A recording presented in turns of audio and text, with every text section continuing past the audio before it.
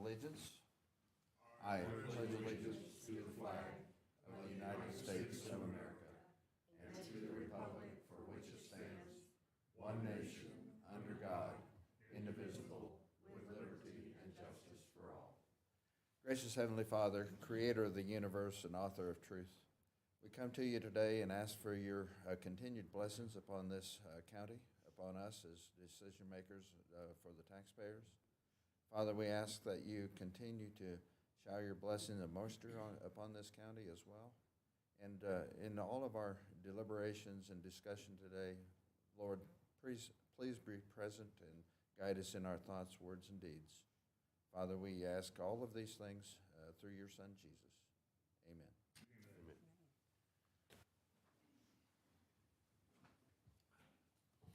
Well, good morning.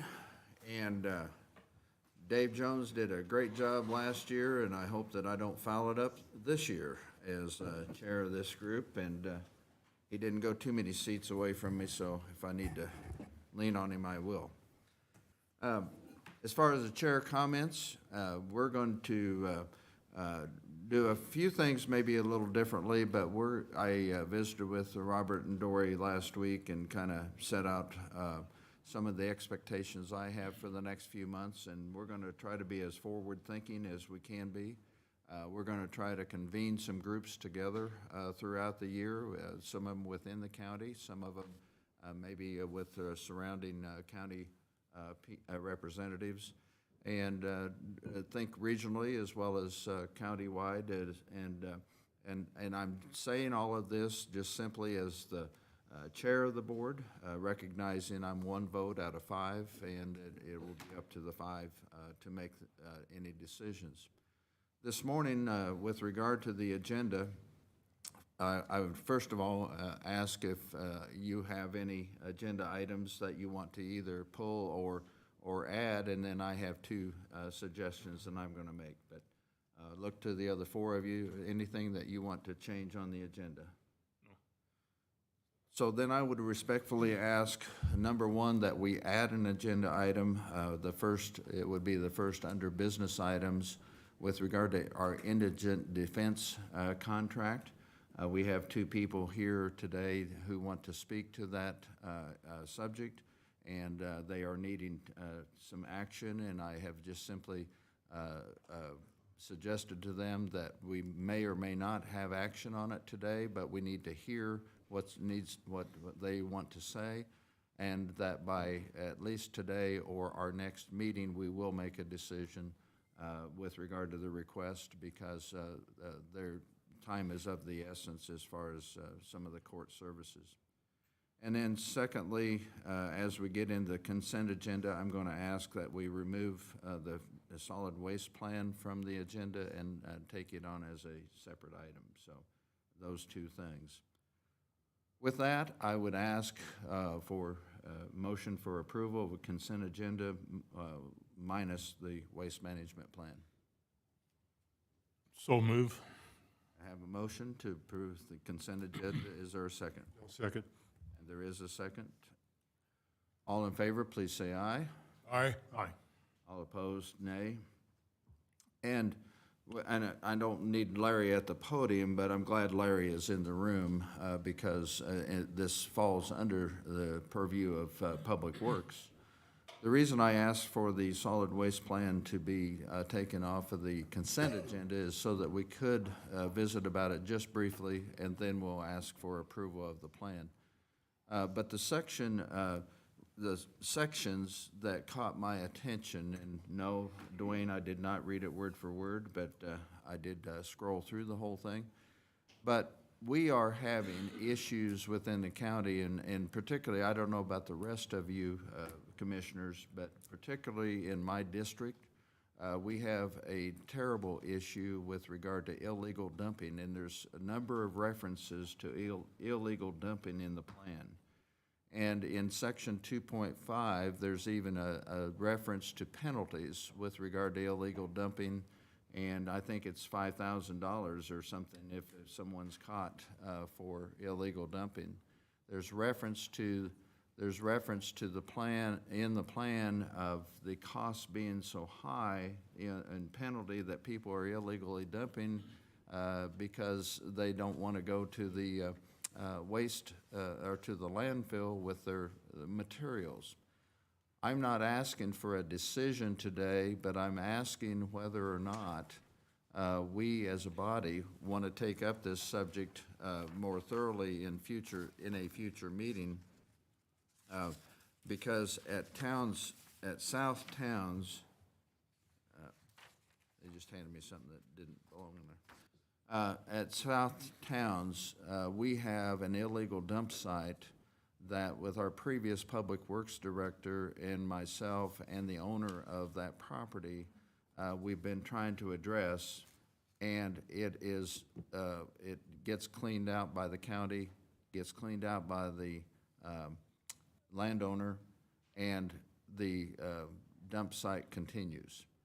And I don't know what triggered it. The landowner thinks what triggered it was one of our fall or spring cleanups that we did one time, and that was a designated site.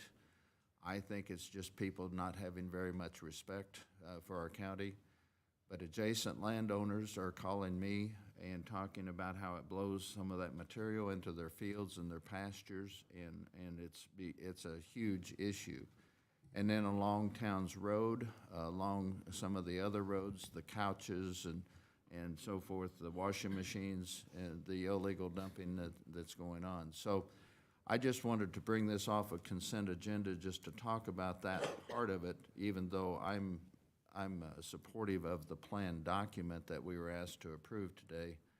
But I would just have some open discussion very briefly with regard to the illegal dumping issue that we have in Finney County, because it seems to be more of an issue than it was 2 or 3 years ago. So I'm just going to look to my right and just kind of go around the room and just any thoughts. We're not going to take action on anything today. Larry? Oh, it's a continuous problem. I remember years and years ago when Commissioner Halber was here, we used to have cleanups, and I helped him several times on when we would get the youth that were on detention, had to do community projects and things, and we'd go out and clean up road ditches and things. But it's a continuous problem. I know the city of Holcomb puts out a spring cleanup type facility too, where they have a rollout dumpsters and then collect trash there.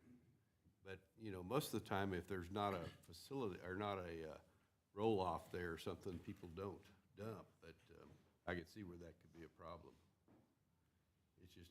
It's just an ongoing thing. You just have to work at it all the time.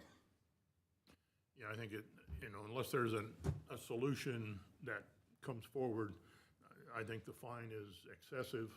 I don't know how, short of having cameras everywhere, that you would catch someone. I think we need to find an alternative to what that language is if we want to change what is in there. Dwayne? I think I just echo what Bob just said.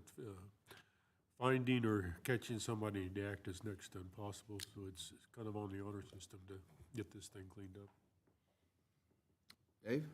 My thoughts are the voluntary cleanup that the city sponsors, that we back up with a free day or a free 2 or 3 day pickup for the county, has merit.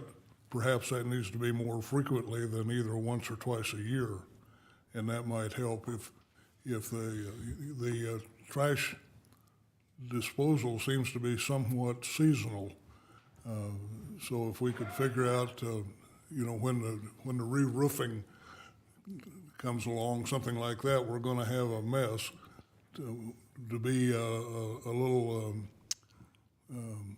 proactive, and if we would have a hailstorm, for example, where there are going to be a lot of shingles, come up with some free dump sites or reduced rates at the landfill, whatever, see if that might entice some people.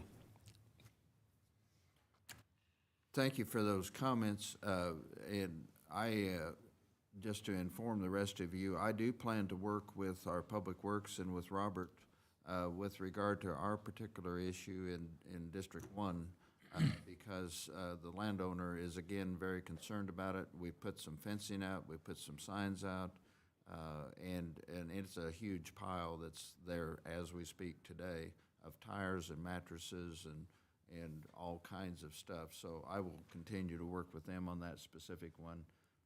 And then maybe Public Works and Robert can come up with some other thoughts, additional cleanups, dumpster. We'll see what we might be able to do. But it's becoming more of an issue, in my opinion, within the county than it was in prior years.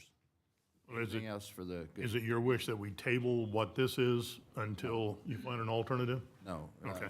It doesn't change my opinion on whether or not we should approve this plan. I think that we go forward with that because we do this each year, and you know, we don't need to delay approval of the plan. But just putting it on the radar that through Public Works, so we need to maybe pay attention to it. Robert, any comments from you? No, I think that's an appropriate action, and what you're requesting or speaking about today really in no way affects the solid waste management plan. Right, exactly. So with that, and thank you for those comments, I just wanted to bring it more to public attention that we need to be concerned, and as residents, we need to be diligent with regard to who's dumping and so forth if we can. And so I appreciate your general comments about that. So going back to our agenda, I would ask for approval of the Finney County Solid Waste Management Plan. Mr. Chairman, I'd make that motion that we approve the solid waste plan. All right, the motion has been made. Is there a second? I'll second that, Mr. Chairman. Been seconded. Any further discussion? And I appreciate your patience with me on that particular subject. If not, all in favor, please say aye. Aye. All opposed, nay. Motion passes. Thank you. Okay, then we have, Robert, are you leading the discussion on this next one on the Do we have a road? consent agenda? No, we did, yeah, we got that. Approve the general, Oh, wait a minute, excuse me, but I did jump ahead. I'm glad you stopped me with that comment. We do have public comment. I almost forgot to invite. That would be for any item that is not on our agenda today, if there's members of the public here in the room. And I don't know if we have any online, but any public comment that someone would like to make at this point. None online, but Dr. Tim Hannigan is here and would like to Oh, address. okay. Tim, how are you? Good, thank you. Thank you for your time, Commissioners. Good morning. A little background on me to give you some context for the comments that I want to make. I came to the community 25 years ago on fumes. Some crazy local bank gave me an unsecured loan so that I could pay my rent and buy groceries and put my office together. In my 25 years here, I've been extraordinarily blessed. This community has been unbelievably supportive. I think in part the reason that I've been successful is because I never took the idea that I was the only one providing my services as a license for mediocrity. I think it came with a great responsibility that because I was the only one providing those services, the people who got them from me deserved not just the best care, but the best care that I could provide. And I confess that when I deal with other entities who only are the ones who provide a service, I carry a bit of intolerance for mediocrity, and that can sometimes make me a bit difficult to deal with. But I didn't come from money. I came from a failed farm. When I went to wrestling practice in high school and broke out in a sweat, I smelled like a pig. And so the resources that I've managed to put together over my years are quite meaningful to me. They're a privilege that I don't take lightly. In my 25 years here, I've served on a number of community boards, and I've learned some very valuable lessons. On the Western Kansas Community Foundation Board, I learned the lesson that I can't just spend my money in this community. I need to give in this community, and I need to invest in this community. These investment chips that I'm privileged to hold need to be played, for the most part, if possible, in this community. My time on the 457 board, well, taught me a couple lessons. Number one, don't run for public office. But number two, if I really wanted to have a meaningful impact on the kids in this district, my best opportunity was to try to increase the tax base in this community.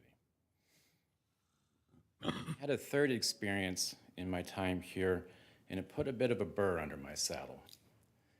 That was when I was a chair of the chamber at a time when the Economic Development Office was being formed. I also chaired the sales tax initiative, trying to fund economic development.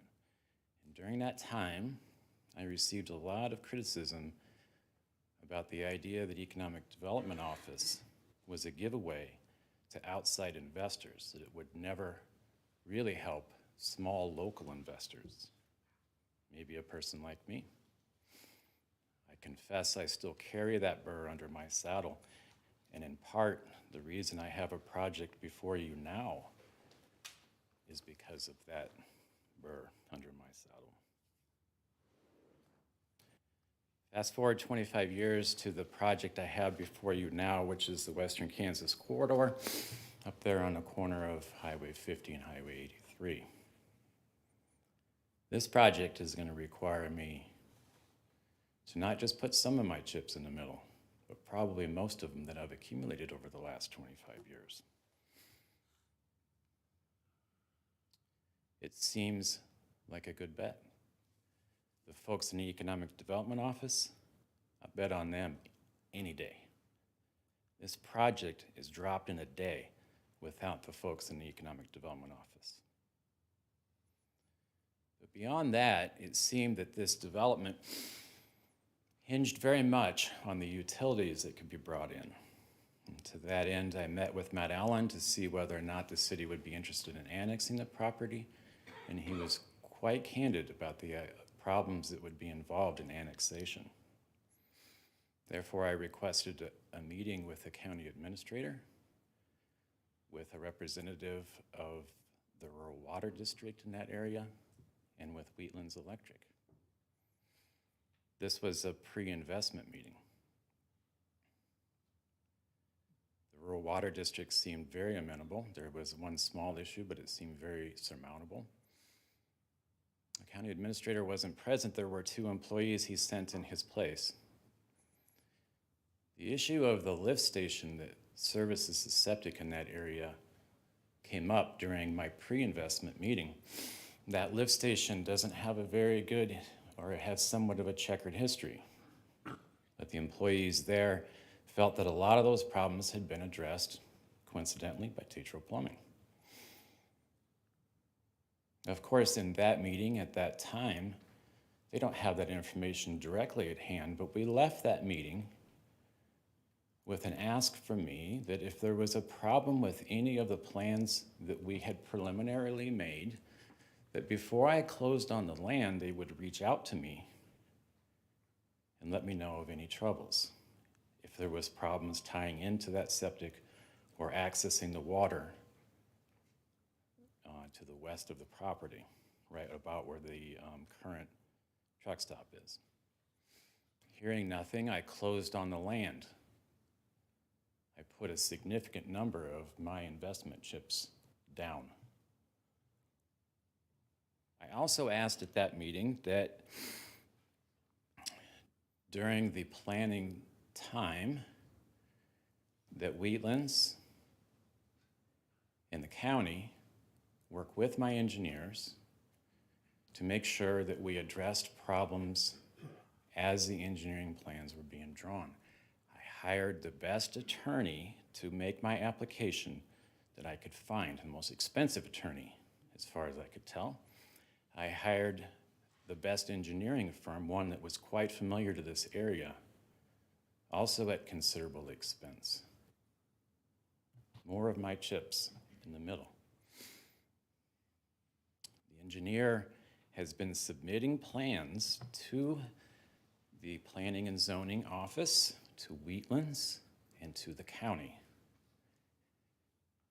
We are in the 10th or 11th hour of the development of my plans. We've been very pleased with the response from the Planning and Zoning Office. Wheatlands Electric has been right there with us the entire time. We've received no comments from the county.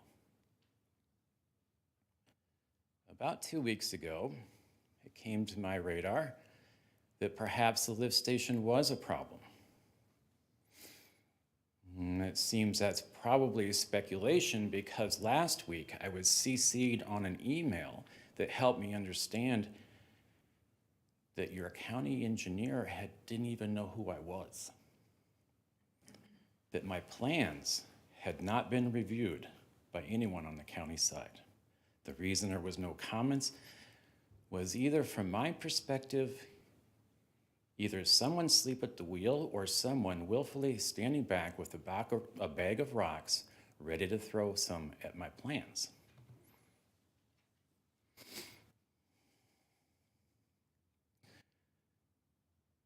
These are harsh words, gentlemen.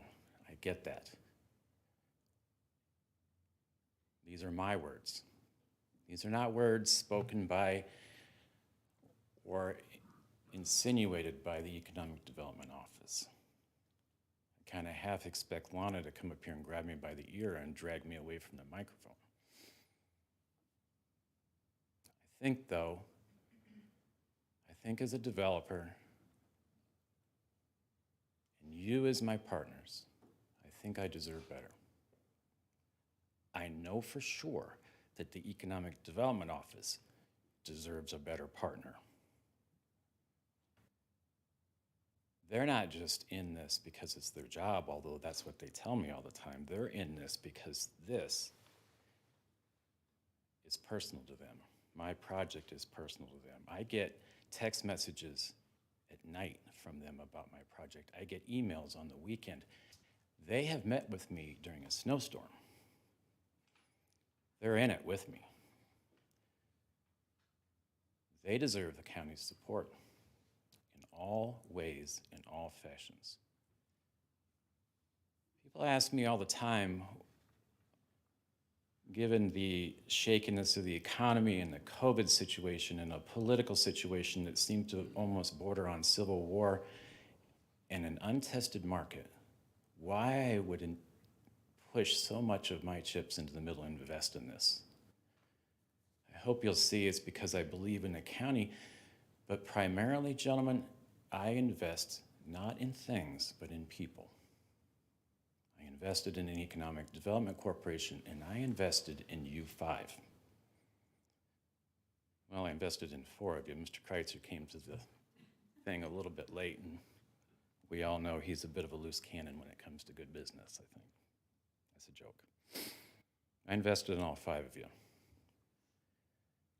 I think by your votes on my TIF application, I think I know your heart. You've been making those votes, though, without administration, making sure that this project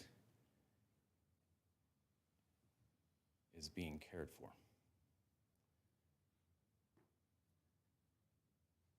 The project's going to go forward. The problems will be solved. Mistakes have been made. I'm not so naive to think going into this that these kind of things wouldn't come up. I guess I'm here to just ensure that you 5 are the kind of partners I thought you were when I invested in the project. And I have still great confidence that I'm making an incredible investment. an investment that's not just good for me, and an investment that's good for this community. And like it or not, gentlemen, you're in the project with me, because if this thing fails, it's going to be a long, long time till somebody tries something like this again. I thank you for your time and your attention and your consideration. Kim, thank you very much for your comments, and I appreciate the respect and the temperament that you brought to the podium as you relayed those comments, and they will be heard very seriously. Thank you. Okay, any other public comments not related to the agenda today? If not, we're going to move to the business items, and we've added one item with regard to indigent defense. And I'm going to ask Laura Bors to initially speak, and then Annette Wright will speak to that. And I don't know, there may be a couple of others, I'm not sure. But Laura, if you would come to the podium, since you're representing the attorneys that are currently with the contract. And I asked Laura, because of the notice over the weekend, to bring contract with her. I know it's in the packet, or no, it wasn't in the packet. It was in an email that she sent me, but she was kind enough to make copies of that for each of us here today. So Laura, go ahead. Thank you very much for your time and for adding us to the agenda. As you look at that contract, and I understand that you may not take action today, although the 5 of us on the contract would really hope you do. Paragraph 11, we're in a very unique situation, and I want to also extend my condolences to the Wright family. This is something we hoped we never would have to deal with, is replacing the loss of a past attorney. And the contract itself is a little ambiguous when it comes to this specific situation. It allows for attorneys or firms to assign the contract to another firm or to another attorney, and for you all to approve that as well. What we would direct you to is paragraph 11, where the attorneys can also make a recommendation with regard to a replacement. Our reading of the contract is that the county commission cannot specifically act on its own, but needs to have some recommendation brought to you. We have reached out to Clint Floyd, who is an attorney here in Southwest Kansas. He's not in Garden, and he has agreed to accept the position if the county commission so wishes. What we would propose is that if we have your approval today, then we will draft some paperwork for a specific signature at the next meeting, but that way he can at least start being appointed to cases immediately. We have held off several cases and continued them. These are child in need of care cases, which are involving parental rights and children, and trying to get children home in order to see who should be replacing Mr. Wright in those particular cases. Now, granted, some we have gone ahead and appointed from the 5 remaining firms if time was of a specific essence, but we are getting to the point where we really do need to have that 6th lawyer.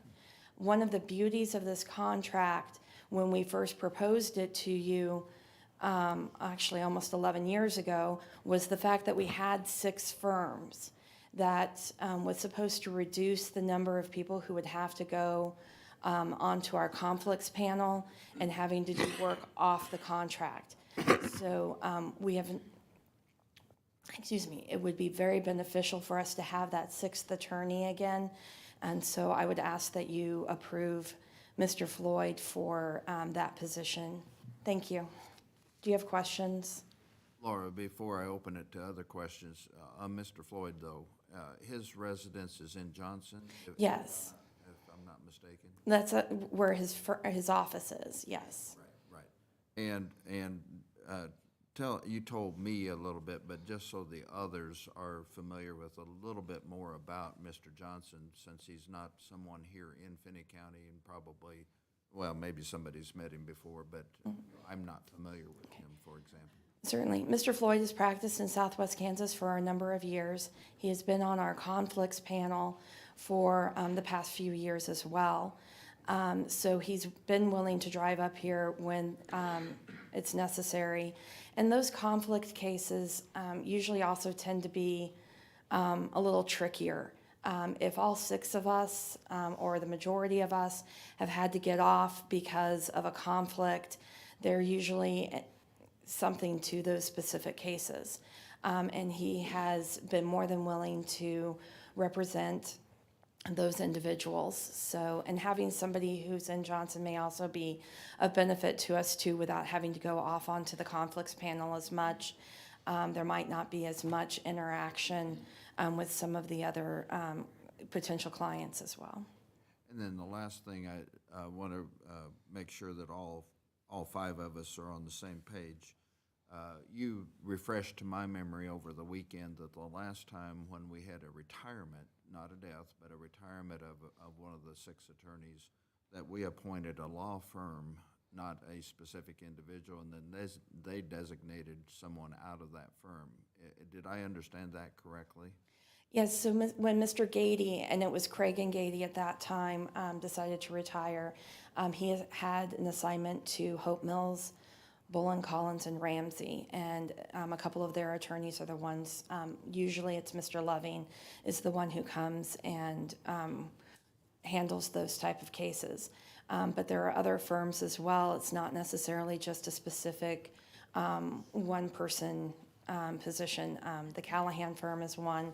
They have a couple of different attorneys who go and handle. How they divide it is, perfect, well within their rights. So these contracts are either signed by the firm or by the individual. For example, in my case, I signed on behalf of my firm. My hope is to eventually have someone else in my office as well to be able to share. So it would be the entire firm, not just me individually. In the case of Mr. Wright, he signed it individually. Okay.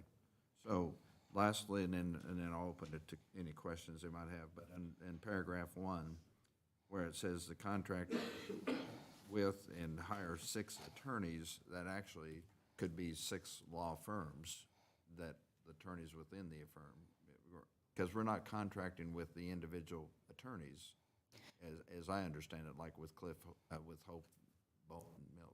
Correct? Right, you're contracting with the firm for the most part. Yeah, I just wanted to clarify. Questions to Laura before I ask Annette to step up to the podium? And I'm kind of looking to the right this morning. Was the reason for this is just that there's conflict between the 6 existing firms right now? Is that why we're doing this now? No, right now, Mr. Wright passed away at the end of December, and we need a replacement for that slot. And it's my understanding the majority of us on the contract already are requesting that you appoint Mr. Floyd. Thank you. Bob, any questions now? Dave, questions now? Laura, today, what you're asking is simply to replace one position, however that is done. It's not a matter of different compensation or anything. It's Correct. We just would like to have an attorney named as the 6th attorney. okay. Thank you. They have 6 in the contract. They're down to 5 due to Right, death. but they're not asking for more money. That's what I'm trying to. No, it's just a replacement. And Dwayne, any? Thank you, Laura.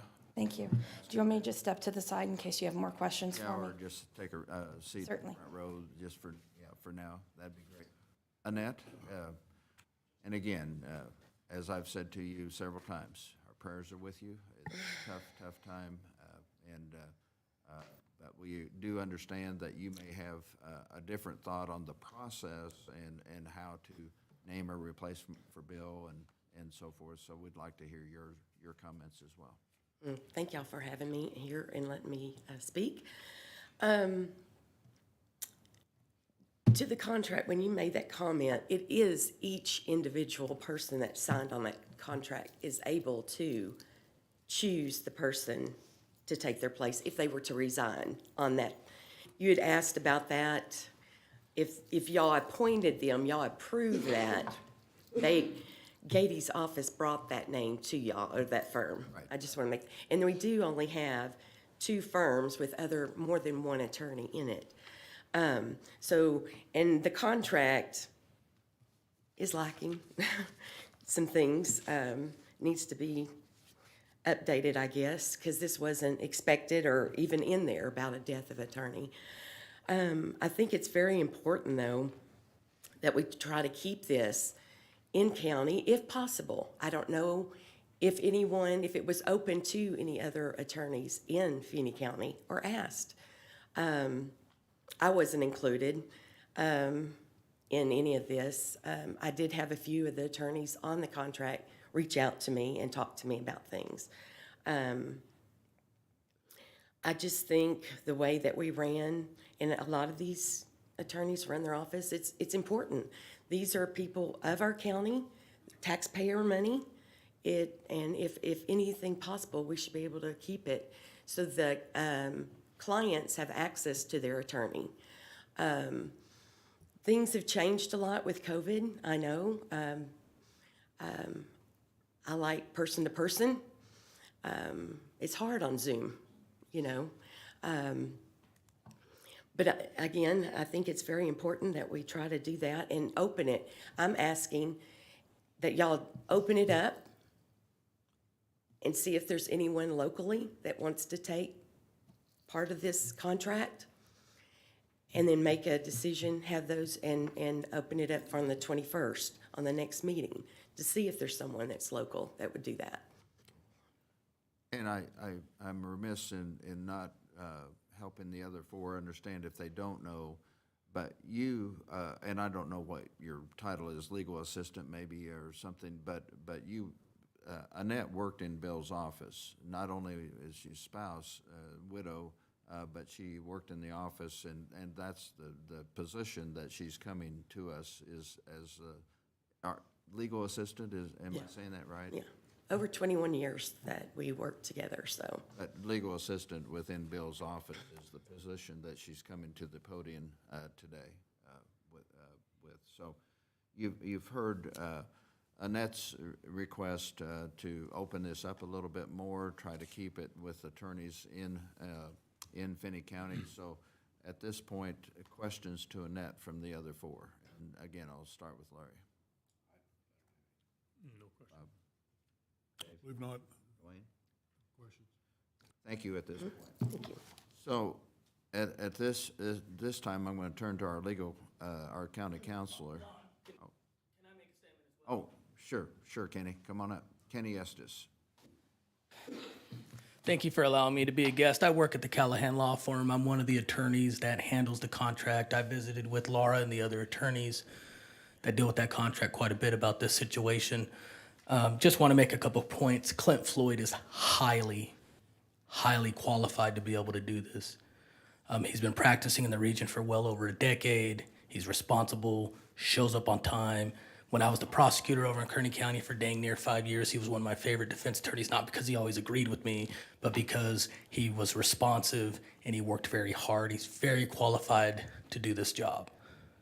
Secondly, there is some ambiguity in the contract, and there can be definitely different interpretations about who actually is in charge of deciding who the next group is.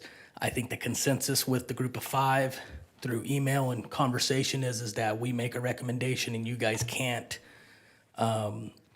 unreasonably withhold that. There's also an interpretation to say that a firm is the one that makes that decision. And of course, that gets really dicey with whether or not Annette qualifies as a person that can make that decision. I think as far as a strict reading of the contract, that's probably not the case. And we do absolutely need to get somebody in these places because there are people that are not being tended to, and we need to absolutely get that. But lastly, we need to make sure that Annette is also respected and heard in this situation. And that's something that I think we probably could have done a better job as a contract and as a group in making sure that she was included in some of these conversations. We were just trying to figure out who the best person that was available to be able to fill this spot, be able to do so. So We would love for you to make a decision today. I continue to back the appointment of Clint Floyd. However, if you need to put this off for a couple weeks to consider that, I understand that, because I do believe that Annette needs to be respected and heard in this situation. And so, for whatever that's worth, those are my comments. Thank you, Kenny. Appreciate that. Thank you. Do you mind if I say No, anything? go ahead, Susan. I really don't have a dog in this fight because I'm not part of the Super Six, but we do work with that group a lot in my office. The only thing I'm not gonna say who should or shouldn't be a part of the contract, but what I would encourage you to do would be to go ahead and whenever you're voting on who's going to be the recipient of this piece of the contract, due to some of the deficiencies that appear to be there, and some of the concerns that you all had in the budgeting process last year, I would encourage you to go ahead and say, we're gonna take a look at this contract, put the notice in because it has to be done by April 1st, and then take the next few months to look at rewriting that contract, at negotiating that contract, and seeing, what is best for the county. I think Annette makes some really good points about trying to keep the money in Finney County, and with it going, pardon me, if you were to agree for it to go to Clint Floyd, which he is a very good attorney and he's well respected in Southwest Kansas. The only issue is then we have 2 out of the 6 that are now not in county, and that means that a couple $100,000 a year are going to attorneys that do not reside here. So I'm sorry, I have like kind of a cold. So anyway, I would encourage you then to take a look at it, put your notice in that you're gonna look at the contract, start negotiating those terms, and that way when December rolls around or during the budgeting process, you guys have already teed up to have that done instead of when it actually would end, would be December 31st. So that would be my kind of cautionary tale, or approve, just for the 2022 year, knowing that you'll be looking at it for the 2023 year and on. Susan, your phrase was, I don't have a dog in the fight. Let me ask this question of you, because our county counselor has a potential conflict of Correct. in answering some of the questions, even though I know she would be as impartial as possible as far as her answers to the questions. But Annette's request of us is to hold off for a couple of weeks and try to see if there's others within the county that might be interested in being a part of this, in your phrase, Super Six, rather than appointing an out-of-county attorney at this point. Even though we're delaying it for 2 weeks, would we be wise in doing that, or from your viewpoint, is there wisdom in waiting for a couple weeks? I mean, that's kind of a double-edged sword, I guess, because what you're looking at within our county, I mean, I've run the figures every single time we have a judge position that comes up, is you're looking at around 18 to 20 practicing attorneys, actively practicing attorneys within the county that do not work in my office. And of those, you have a certain percentage, probably around a third, that are retirement age and quite frankly, really don't want to take on something like this. So I guess the question becomes, who would be available? And I'm not sure who within the county is available. Does that mean that there's maybe not somebody somewhere else who would be interested in it if it were opened up for bid? I don't know, and I think that's a question that we probably should be asking as these contracts roll around. And I know that I've had a conversation with Linda. I've kind of talked with a couple of the other attorneys, not all of them, but as I go out to these law schools and I'm trying to recruit for not only my office, I try to recruit for people to come out here. And so I would encourage, during those negotiations for it to be maybe an incentive to bring a brand new law graduate or a brand new bar recipient out to Finney County with the idea that this is a good way to jumpstart a solo practice.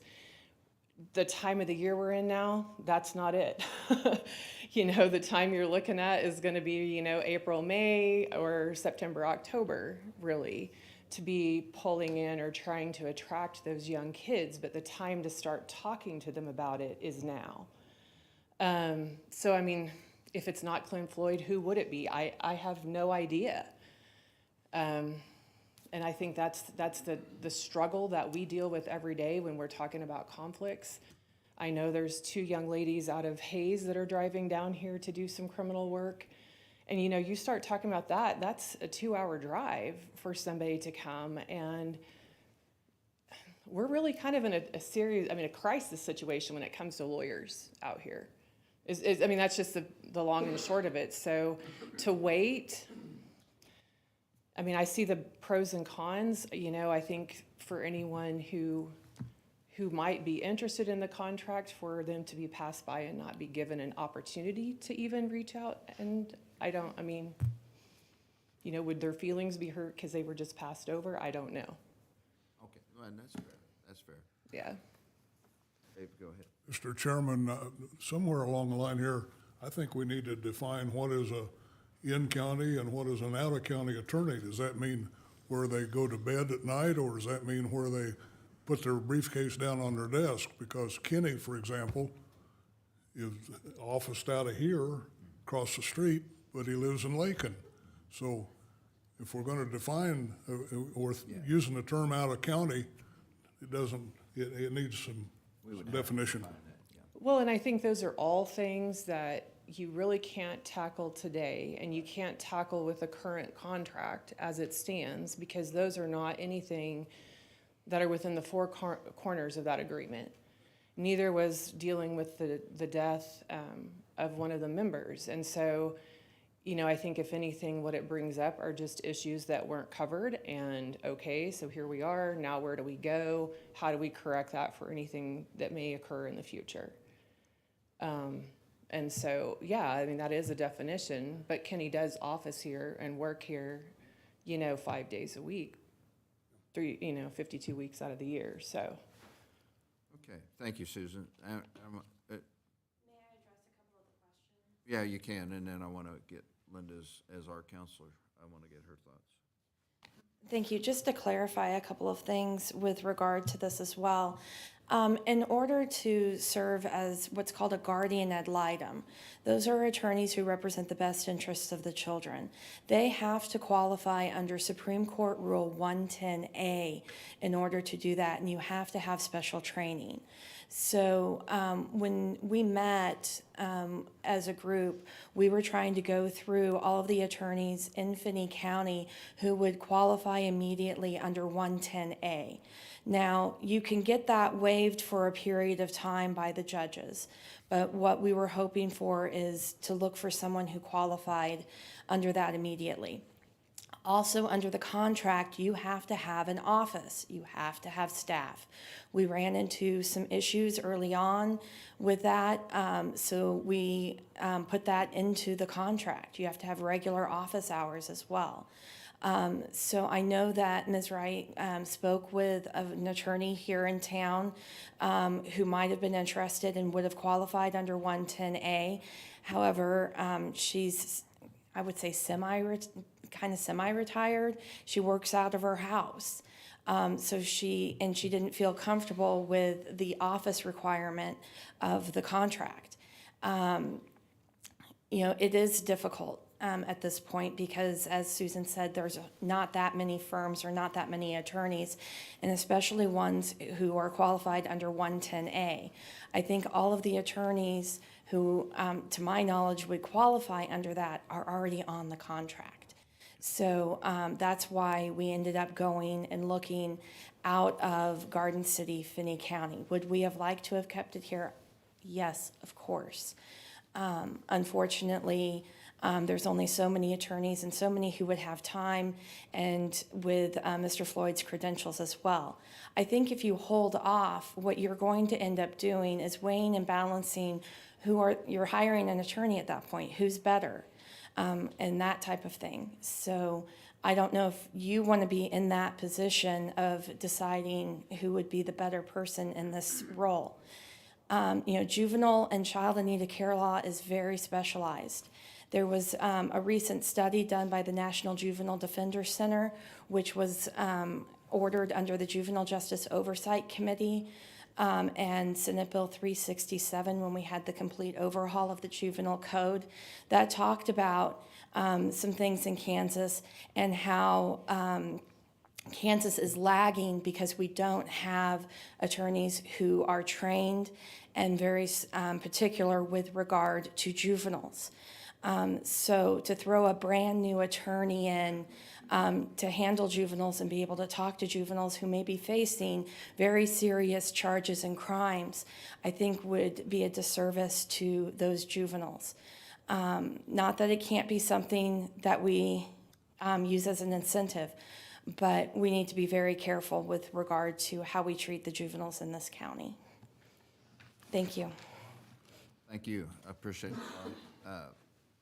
So to our counselor, my question is, we've had a recommendation submitted to us per contract. It would be appropriate if we wanted to act upon that, but we've also heard that maybe someone based in Finney County should be sought out. And what are your thoughts about action today versus delaying and potential interest and with regard to, and you've also heard their comments about redoing the contract, which I think probably needs to be looked at.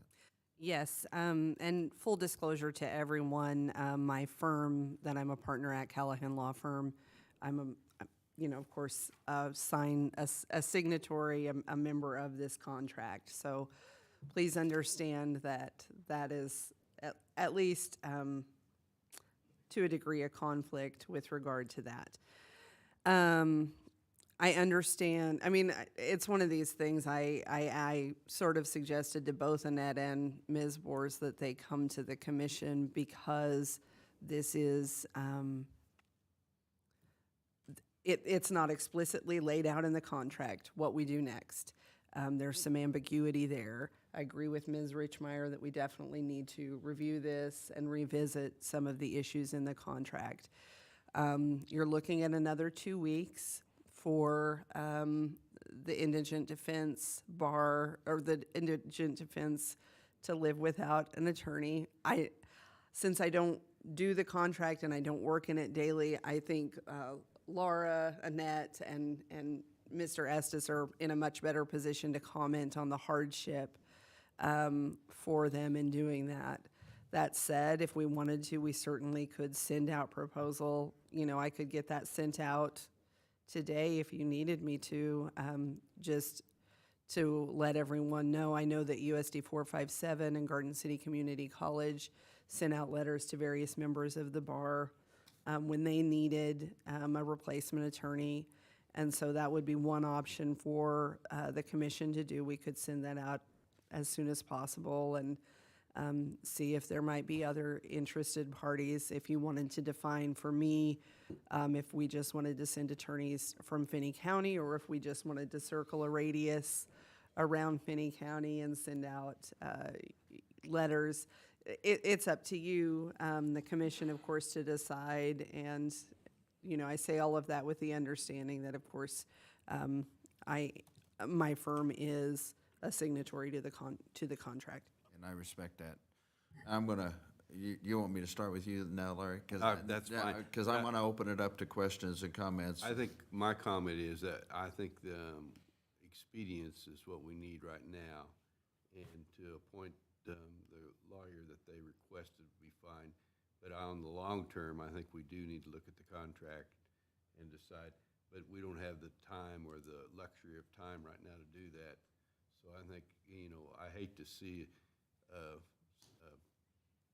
juvenile linger in the system because we don't have enough attorneys. That's not a good thing. Bob? I concur. Dwayne? Well said, Larry.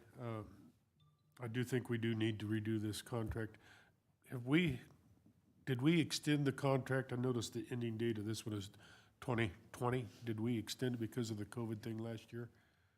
No, it actually auto-renews. Auto renews? Yes, it auto-renews every year with a % increase each year. Dave? I don't really have comment. except that when it comes time to renew, at some point, we need to take a look at the amount of That what? the cost, the amount. Yeah, right, the financial impact. Just keeps getting bigger and bigger and bigger, and Yeah.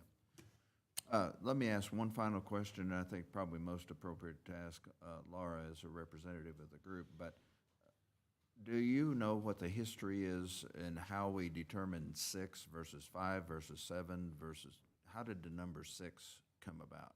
Is that something? That's actually probably a better question for Ms. Richmeyer, because she's the one who recruited me Oh, okay. to be one of the 6. Okay, well, I'm just wondering, like, when we get into redoing the contract, can that number be changed to 7 or, something? I would probably go higher, I wouldn't go less. Right. When you have a child in need of care case, you have the guardian ad litem that has to be appointed. And then if parents want to have it, at best, you have a mom and a dad, but sometimes you have a mom and 2 or 3 dads. And then sometimes you've got grandparents who may want to get court-appointed attorneys because they may qualify under the statute for that. So I definitely wouldn't go less than 6. I mean, we sometimes have all 6 of us on one case. And I'm respectful of what Dave's saying about the financial impact, but I'm wondering if it doesn't need to be raised to 7 sometime, so. Well, Go ahead, Susan. the only thing I can say is back, I think it was about 2010, 9 maybe? 11. Somewhere in that area, that Kansas Legal Services had the entire contract, and they had subcontracted with 4 of us, I believe. And so what I kind of gathered everybody around essentially and just said, hey guys, this money's all going to Topeka. If we collectively do this, and then, we set up a fund for those conflicts attorney, which is what Laura's stating that Clint is, so that in the event you go over that 6, you have like a series of attorneys that you can tap into. But I think what's kind of come to light, there's a couple of things. Our child in need of care cases have significantly increased over the last 2 to 3, well, really since Senate Bill 367. They've just gone up. I knew that would happen because the bill really doesn't give us any teeth to any of our juvenile offender cases, and so we're having to handle them differently than we did before.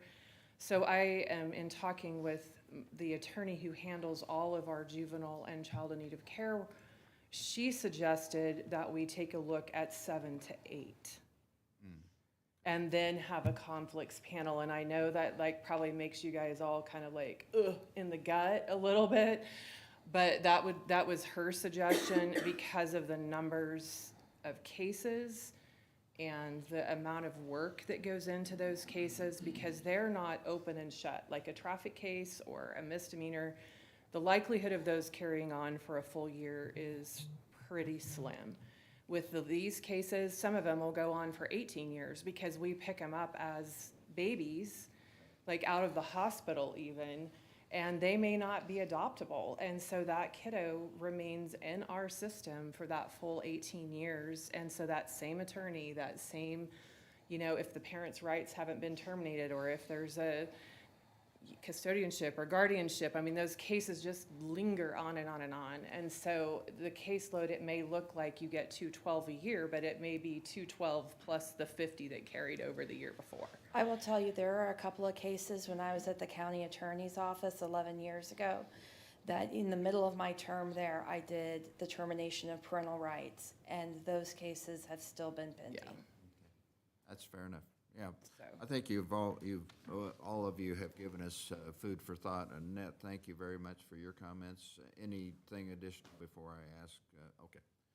So at this point, if the desire of the board is to approve someone today, the name is Clint Floyd, who's an attorney who's based in Johnson City, to clarify, versus Johnson County. If you want to delay, we can certainly table this till next time. So what is the pleasure of the board? Mr. Chairman, I move we go ahead and appoint Clint Floyd as another conflict attorney. Well, it'd be as one of the 6 indigent, because he already is a conflict attorney, so, yeah. There's a motion. Is there a second to that? I'll second. And Dwayne seconds. Further discussion? All in favor, please say aye. Aye. All opposed, nay. Motion passes, and then we'll be looking at the contract, and there may be a way to insert into the contract in the future. So, thank you very much. Appreciate the participation from everybody, and appreciate the indulgence of the board. Next business item on our agenda is the road petition, and Robert, are you leading that, or who's leading that with regard to the Spear Road petition? It'll probably be a joint effort between me and Dory, as Dory's done a lot of the head work on this thing, trying to get things going on. Move forward. I think before you have a application for road opening, and if we can pull up that, we have a map, I believe, for that.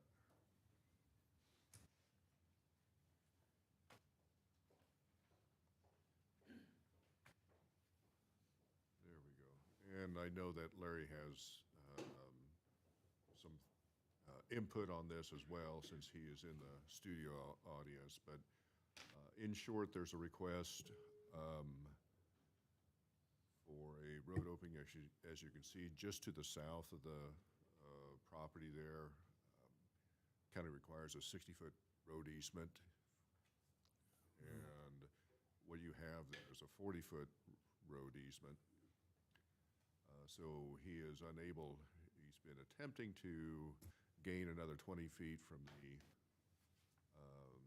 owner to the south, and has not been able to do that. So anyway, I'll ask Dory to go ahead and add anything else if need be on this project. Just that the petitioner, Mr. Spear, and Ken Parks are both here. And Okay. could address any questions. I would ask either of you, whoever wants to come up and speak to it, just give us a little bit more in depth. We've got stuff on paper, we've heard a couple of comments, but give us a little bit more. Okay. I'm Ken Parks with Cornerstone. I'm representing Garrett Spear, the landowner. Not too long ago, we platted part of that land into 4 lots or so, but Garrett's wanting to develop to the west. There's over 20 acres to the west that is landlocked.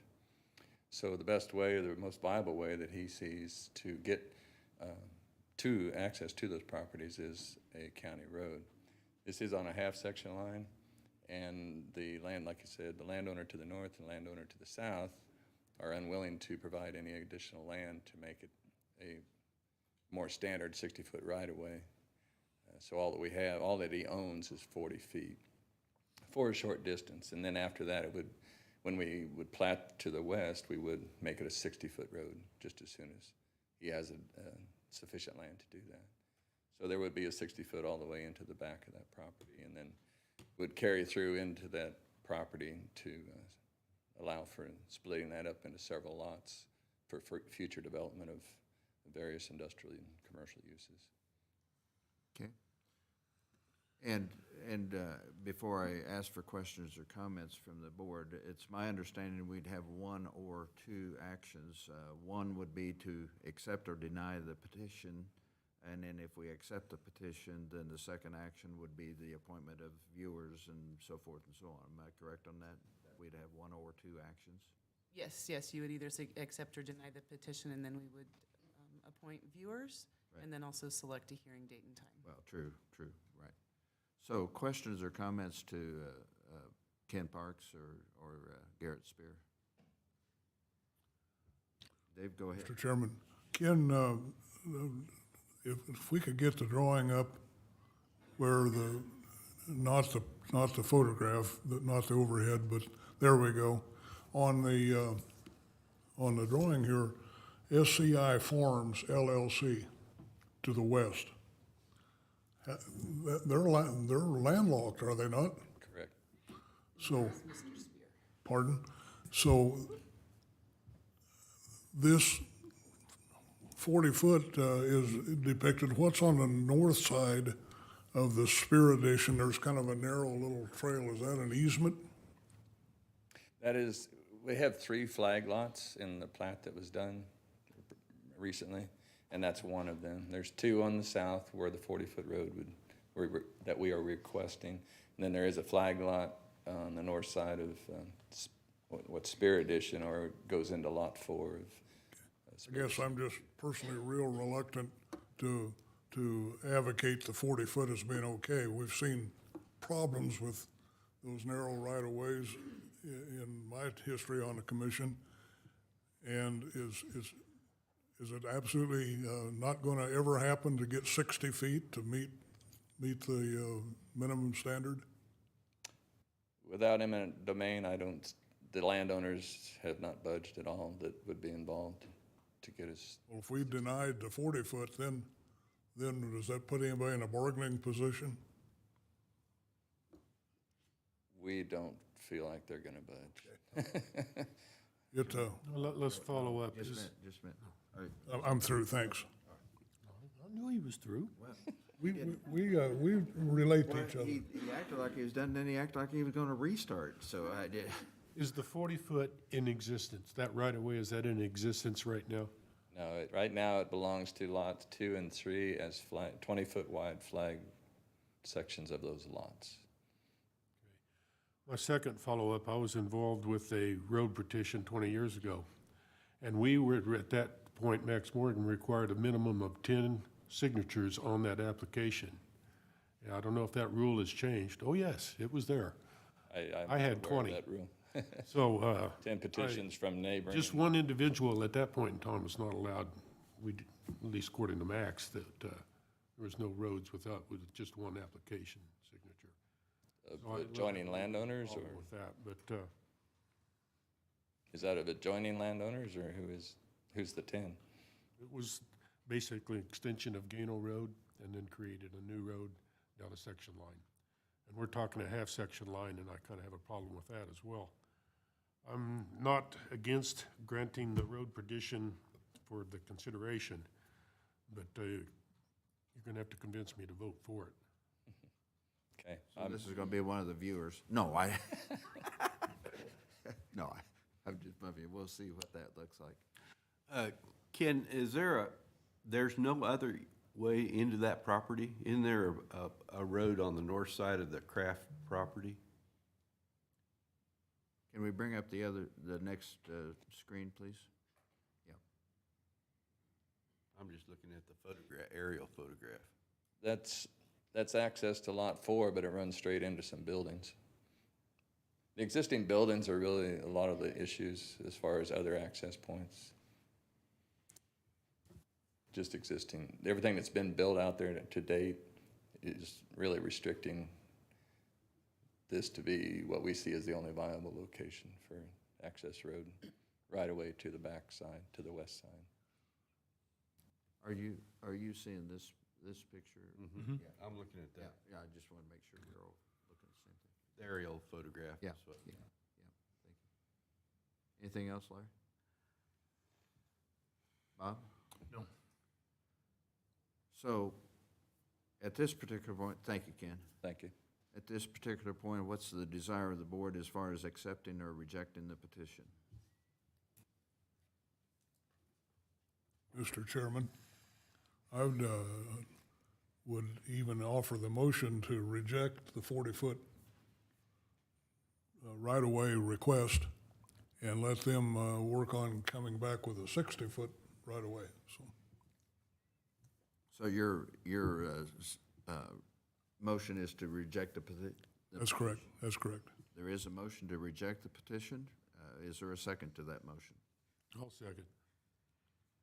There's a motion and a second to reject the petition. Any further discussion? All in favor of the motion to reject, please say aye. Aye. Aye. All opposed, say nay. That motion passes. The petition has been rejected. Okay? So I would suggest that you continue to work with the county staff if you want to come back with something different, going forward. Thank you. And now it's got Alicia on here for the rest of the day. Oh, for quite a few things. So Alicia, we'll let you get started, and you can name each of these as you go forward. Okay. I haven't been here in a while, so it's making up for lost time. Yeah, evidently. It's good to see you, though. Yes. All right. Good morning, everyone. The first case that I have before you is a replat, which would be FC 2021-07, the Hernandez edition. This was, this is a 5-acre lot that they are wanting to plat into 2 separate lots, and they'll be 2.5 acres each. The way they're zoned, it meets the requirements of the zoning, and it's just barely meeting over the minimum requirements for the lot size.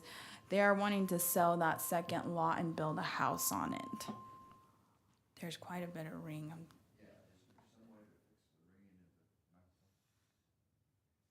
Thank you. Go ahead. They'll see if they can figure that out. Okay. Otherwise, that's it. You guys have any questions for me regarding this plat? And this was approved by the planning commission. Correct. Without dissent, they were Yeah. all in favor. Mr. Chairman, I'd offer a motion to approve the replat. Second. It's been moved by Dave, seconded by Bob, to approve this of this plat, and that would be a resolution. Oh gosh, I just went on too fast. Oh no, no, not a that's right. This resolution. is just, excuse me, the numbers were throwing me there for a minute. Yes, okay. I'm back on track. Okay, motion and second, and any further discussion? Hearing none, all in favor of the motion, please say aye. Aye. All opposed, nay. Motion passes. All righty. Then the next Right. 7 or 8 are all about the same, so I won't repeat all of the information to save us a little bit of time. This is FC 2021-49, the Gregory D. Stone Parcel 1. It's 8.4 acres. The owner of the property owns several pieces of land around it, and he has several buyers that are wanting to build some homes. So he's taken out some acreage to do so. Now they will have to rezone before we issue any building permits. And the Planning Commission did recommend approval of it, and there were no major concerns. Yeah, the only thing in our notes, it said 9 yeas and 9 nays and 9 presents, so I think that should have been a 0 on the number, probably. Yes, that should have been. Is it possible to do one motion for all, or do you need separate? I think we need separate motions for each of these. Mr. Chairman, take note that if we approve all of this and a house gets built on every one of these, the housing shortage in Finney County is cut way down. Oh, way down, yeah, way down.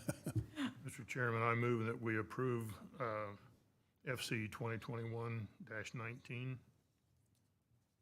49. 49. 49.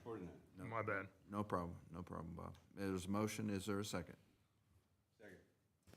Moved and seconded, any further discussion? If not, all in favor, please say aye. Aye. All opposed, nay. Motion passes. And then next one is 50. Yes, next one is 50. This is parcel 3, and it is 8.1 acres. So again, planning out some land for a buyer. Whoever does buy it will need to rezone before we issue a permit to build a house on the property. Mr. Chairman, I move we approve 2021-50. There's a motion, is there a second? Second. Seconded by Dwayne. Further discussion? Hearing none, all in favor, please say aye. Aye. All opposed, nay. Motion passes. 51. Mr. Chairman, I move we approve parcel 4, which is 2021-51. Second. Moved and seconded. Further discussion? All in favor of the motion, please say aye. Aye. All opposed, nay. Motion passes. Number 52, and as we go through here, the board may make motions, but if you need to, Nope, but if there's something special you need to interject, please. I will do so. So 52, Mr. Chairman, I move we approve parcel 5, which is 2021-52. it'd be parcels 5 and 6, correct? Correct. All right. There's a motion, is there a second? I'll second. Dave seconds. Any further discussion? All in favor, please say aye. Aye. All opposed, nay. Motion passes. 53, You want me to do that one too? Doing great. you're on a roll, it seems like. Mr. Chairman, I move we approve parcel 8, which is 2021-53. There's a motion, is there a second? I'll second. Seconded by Dwayne. Further discussion? Or any discussion, I should say. Hearing none, all in favor, please say aye. Aye. All opposed, nay. Motion passes. Moving on, Mr. Chairman, I move we approve parcel 9, which is 2021-54. There's a motion, is there a second? Second. Seconded by Bob. Discussion. All in favor, please say aye. Aye. All opposed, nay. Motion passes. Final plat, parcel 10, 2021-55. It's been moved. Is there a second? I'll second. Seconded by Dave. Discussion. All in favor, please say aye. Aye. All opposed, nay. Motion passes. And that's all the stone plats, correct? Correct. That is all the stone plats. All right. All right. FC 2021-57, the Castienda Edition. It's located at Lincoln Road and Mary Street. This is a commercial property that they're wanting to plat into 3 separate lots that'll be about 1.5 acres and 1.4 acres. It is in the floodplain, so they may have a little bit of additional requirements when they do decide to build on there. Otherwise, staff didn't have any major concerns, and the Planning Commission did recommend approval. You heard the presentation. What's the desire of the commission? Just a quick question. Oh, yeah, go ahead. Yeah. This property's been, everybody knows with it. Has it been platted before for anything at all, or has it just been sitting there? It's just been sitting there. Really? It's never been platted before. Didn't, Mr. Chairman, Yes, go ahead. didn't we just sell the county, didn't it own the triangle just to the west of that? Correct. Well, this may be a real housing development out there of some kind. I'll offer the motion to approve that. That'd be FC 2021-57? 57, correct. 57. Second. Partial plat. And moved by Dave, seconded by Bob. Any more discussion? Larry, any thoughts? Okay. All in favor of the motion, please say aye. Aye. All opposed, nay. Motion passes. And then just one quick comment back to those stone things. We had 999 on quite a few of those memos, so I don't know where those go in the official records, but we need to make sure it's 909, yays, nays, and attendance. Yes, we will make sure that we get those. But there were several of them that They were all 9-0. yeah, and I took it that way, but there were at least 3 or 4 of them that had 999. Okay. We just, wherever the official record is, we need to make sure that's correct. Okay, we're gonna keep moving here for a little bit because Commissioner Bob needs to leave about 10, so what else do we have here? Okay, I've got a comprehensive plan amendment and a rezone. So this is at 4260 West Jones. The property is owned by Mr. Boyles. He is wanting to take out, he's already platted this before, the 2 acres and rezone it to commercial recreation to develop it as an RV park.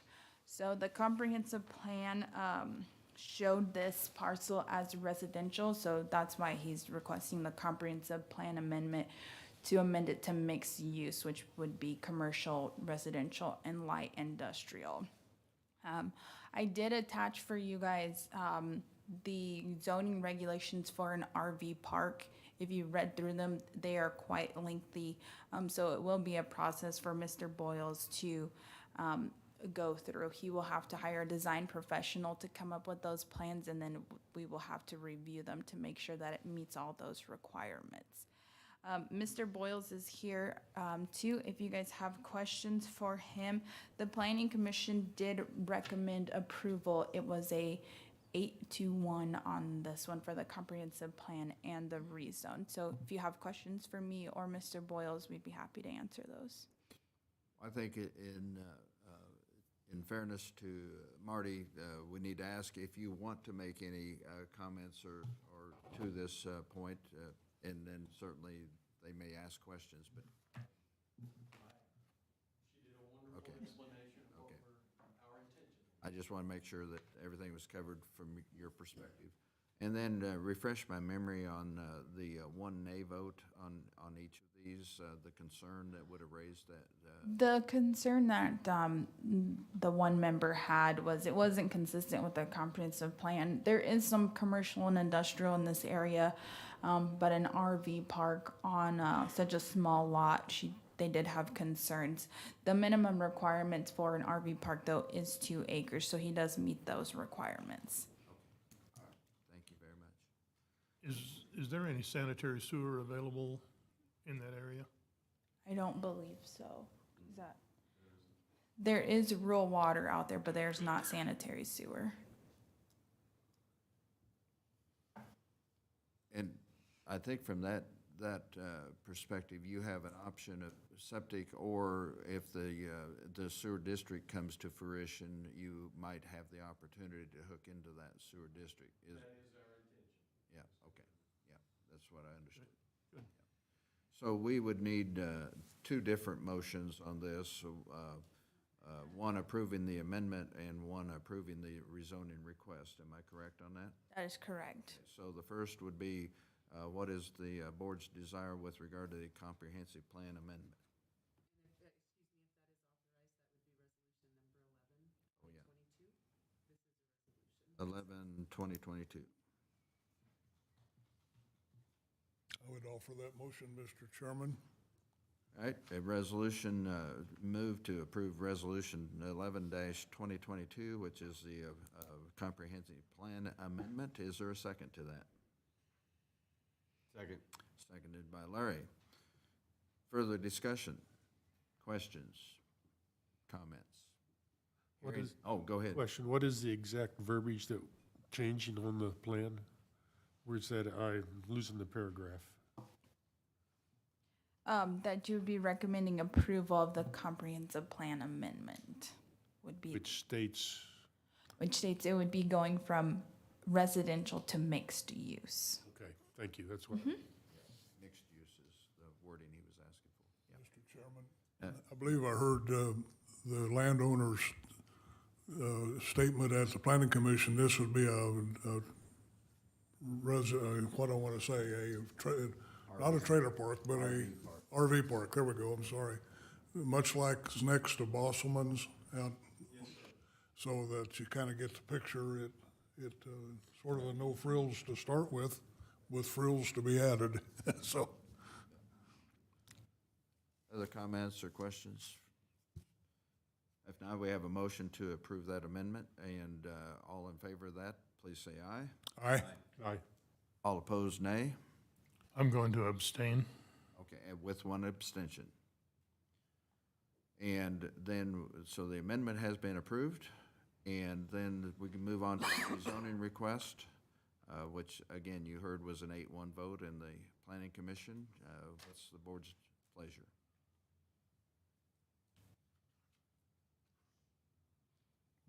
I'd be happy to offer the motion to approve. Resolution 12, 2022.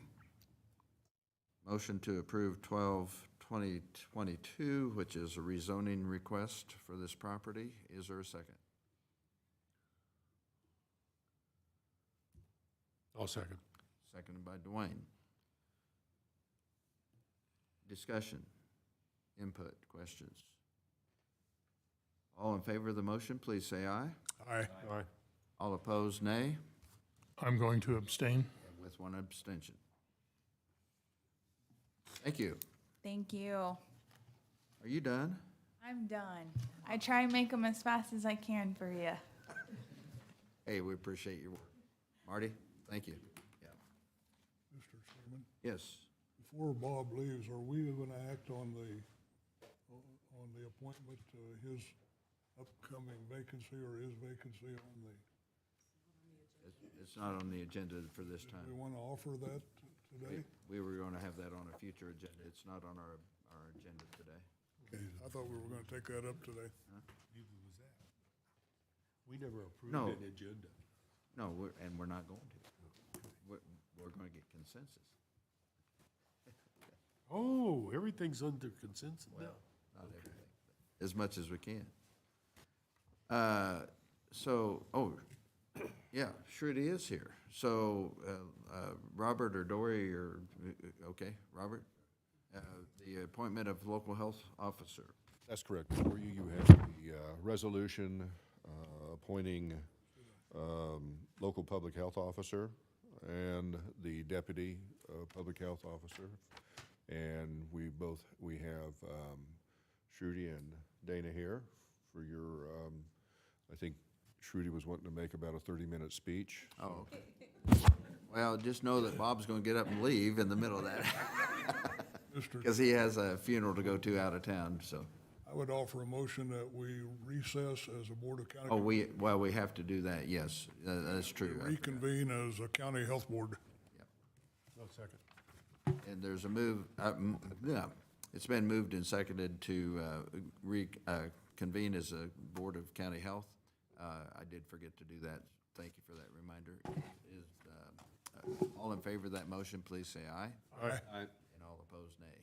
We are in the Board of Health meeting. Shruti, do you want to make some comments? No, you don't have to. I'm just asking if you wanted to make any comments. But you don't have to. There's nothing you have to do. All right, thank you. Anything else? Robert, so this is something we are officially required to do. Absolutely. To name a health officer for the board, for Finney County. Correct. And Or health, yeah, right, health officer. One or two. Well, it's covered under one resolution. Yeah. So, yes. I would so move. Mr. Chairman, I move we approve Resolution 08-2022. and then Bob will second that, so, as I heard him speak to that already. And any discussion? All in favor of the motion, please say aye. Aye. All opposed, nay. And we are out of the Board of Health and reconvening into our regular board meeting. And I didn't mean to scare you, but I just wanted to make sure if you had a comment that you made it. But congratulations on being appointed. Thank you for being here. Appreciate it. So Bob's going to sign a few things. So as he does that and gets ready to depart, let's go ahead and take a 10-minute break, and we'll reconvene in about 5 after 10 or so. Thank you, Very good. Mr. Chairman. Thank you. One more, Bob.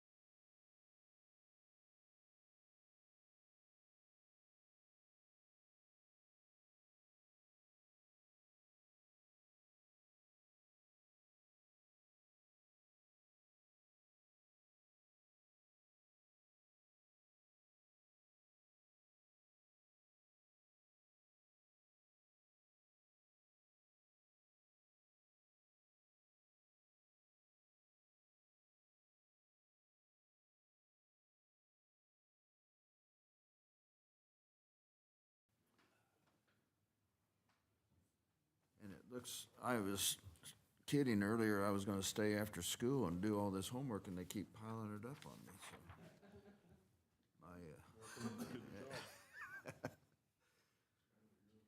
Yeah, we got the 408 adoption is next on our agenda. 401A, I should say, I said 408, 401A. This discussion thing, we'll let Kelly take it, but comes about because of changing where the contributions for Robert's retirement are going, and so with that, we'll turn it over to Kelly. Good morning, Commissioners. So this morning, the board is asked to consider adopting Resolution 09-2022 for the implementation of a 401A employer-sponsored money purchase retirement plan through Nationwide Retirement. This plan would allow contributions from the employer, the employee, or both. Finney County currently offers 457B plans, both pre-tax and post-tax Roth accounts, with no employer match to non-contract employees. Saving to both plan types would allow the additional tax deferment savings to reduce the taxable income. And then at this time, there is no additional fiscal impact to the county. And as I referenced in my opening comment, this came about because of our discussion with Robert about establishing this plan. But it's my understanding anyone in the county could have contributions if this is adopted. Correct. Yeah, you can set it. Be open to anyone in the county if they needed to or wanted to increase contributions to their retirement plan. Right. And we have had a few that have maxed out the 457B. In recent years, we've had a total of 3. So there might so there may be some interest in having the additional available. Yes, sir. And I just wanted everyone to understand it wasn't exclusive to one employee, but the subject came about by visiting with our administrator. Yes, Dave. Okay.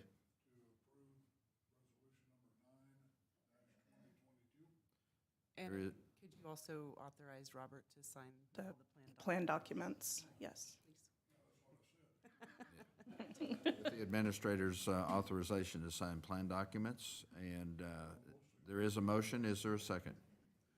I'll second. Seconded by Dwayne. Further discussion or any discussion? If not, all in favor of the motion, please say aye. Aye. And all opposed, nay. My microphone on here. And then the minutes will reflect that Bob had to excuse himself and was not a part of the vote. Thank you. Now, to Skylar and the fire station update. For everybody out in whatever land that is, and others here in the room, we're talking about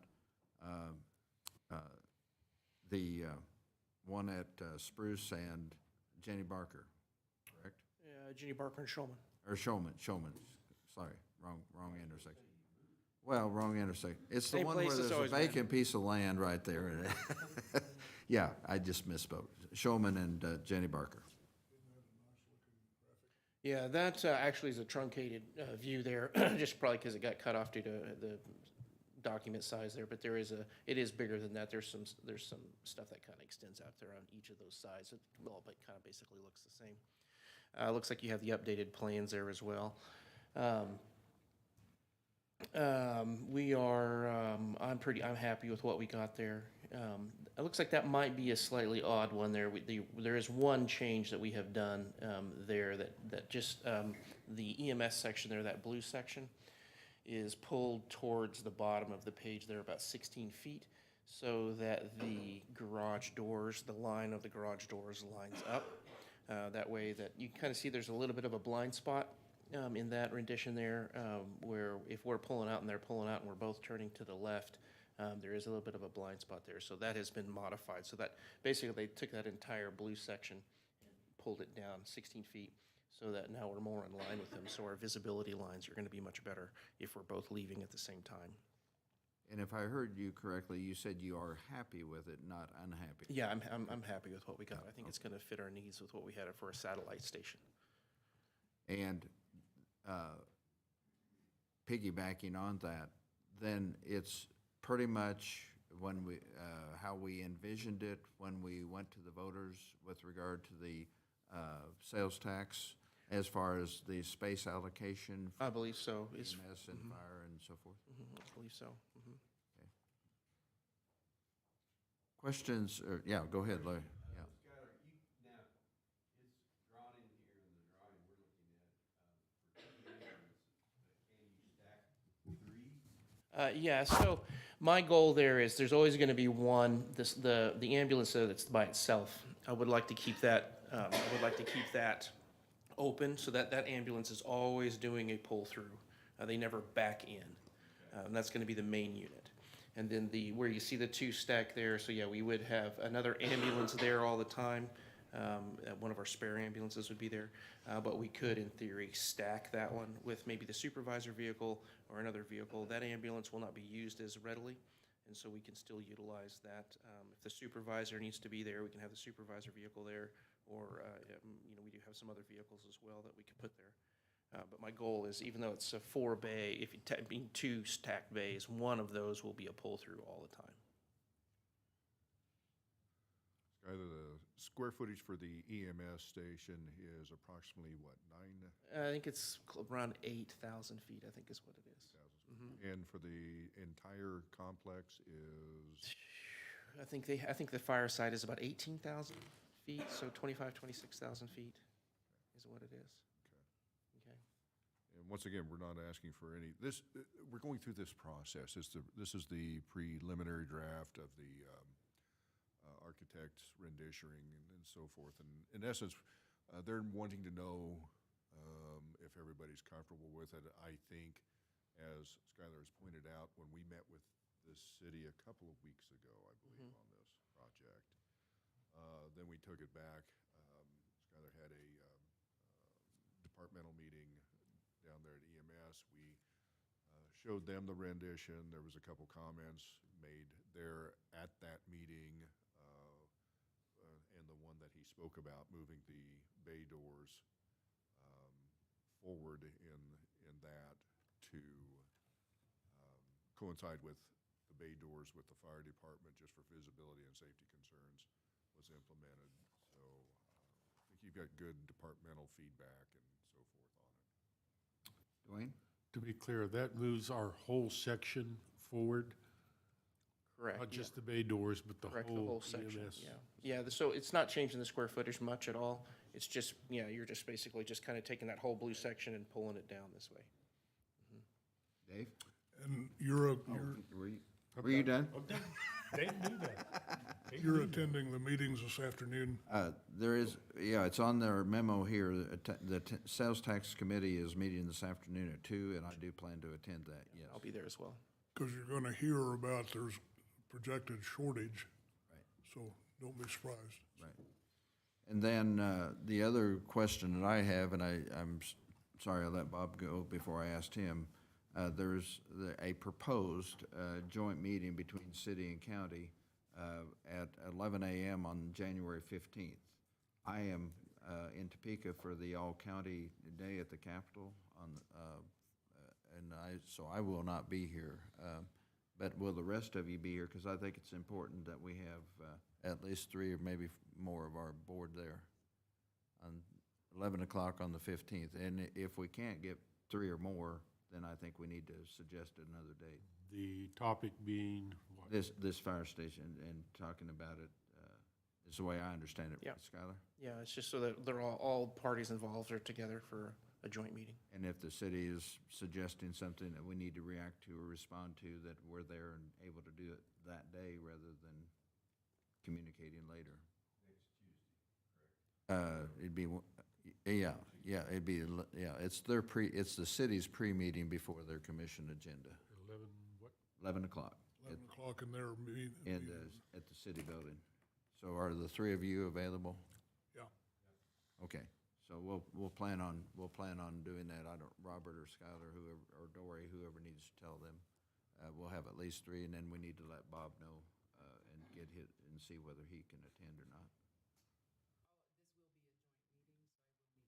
Right, exactly, yeah, no, but we need to make sure Bob knows and has the opportunity to attend if he's available. but I will be in Topeka, so I won't be. Anything else, Skylar? No, I think I'm good. Okay, thank you. Thank you.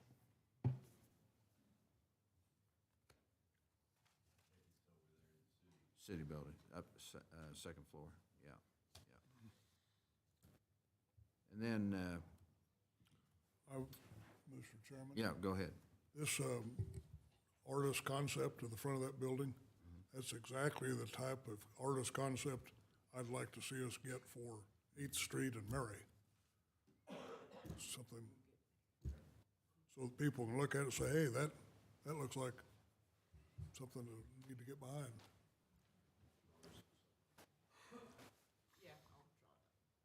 Who? Talented. Skylar draw it? No, I did not draw it. Okay. All righty. The next thing on the agenda, excuse me, is the board committee assignments, and I basically took the liberty of our chair's prerogative to make these assignments, and I did so with the idea of trying to help Bob, for example, learn about some things that he had asked me about, and so that's, you know, kind of how I came about with some of those assignments. And then I talked to Larry about going back onto the Workforce Development Chief Elected Officer Board and a few things. I didn't talk to Dwayne and Dave about their assignments, but so I hope they're okay with those. And if not, if not, you're assigned to them in here. No, we'll work with you if it creates an issue. But that's kind of how we came about with those assignments for this upcoming year. So Dory is to let each of the entities know, like Compass and some of those where there are official board memberships, who the board member is, like with Waste Management that we mentioned earlier, who that representative is, but also even the boards that we're just simply attending meetings, or we're a liaison, if you will, so that they know who to communicate with. Dory will do that after this meeting today. Then, as soon as Kelly and Robert are done visiting, we'll hear from Robert. Oh, you're not going to tell us what our assignments are? Well, they're on that sheet of paper, next page. I don't know. I've got them, I looked at them on my screen. I didn't see that. Sorry. They should be in the packet. Well, and that's a good point. If you can't get them printed out or something, tell Dory and she'll get you a printed copy either by PDF or something, so. I can send you just the assignments in a PDF. Well, that's what I mean, yeah. If, yeah, sorry about that, Dwayne. I found it. I Hey. thought you'd seen it. Yeah, sorry about that. Who's been on the Waste Management? I was, well, Larry was assigned to it this How often do they meet? Not very often. Not very often. Because I've never been a part of that. It's not, that's one reason that I stacked a couple on yours, because I knew they didn't have frequent meetings or anything, so. Try to be considerate of people's time and stuff too.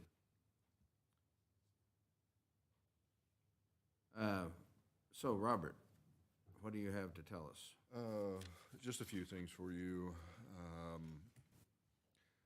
One of them has to do with the agreements that were approved for financial distribution to the community college and to the child care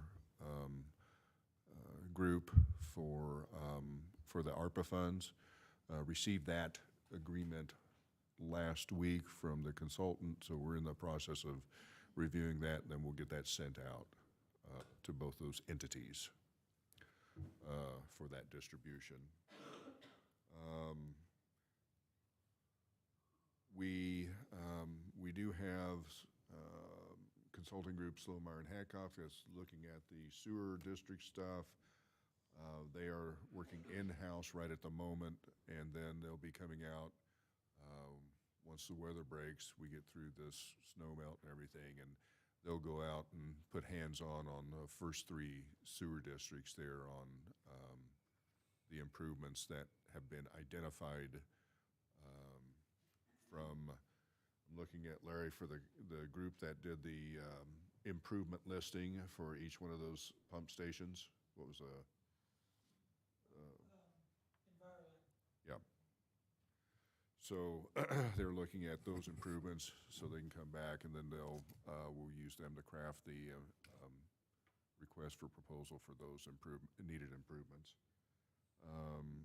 Other thing is that, as you recall during our work session, the county has the ability to, in essence, offset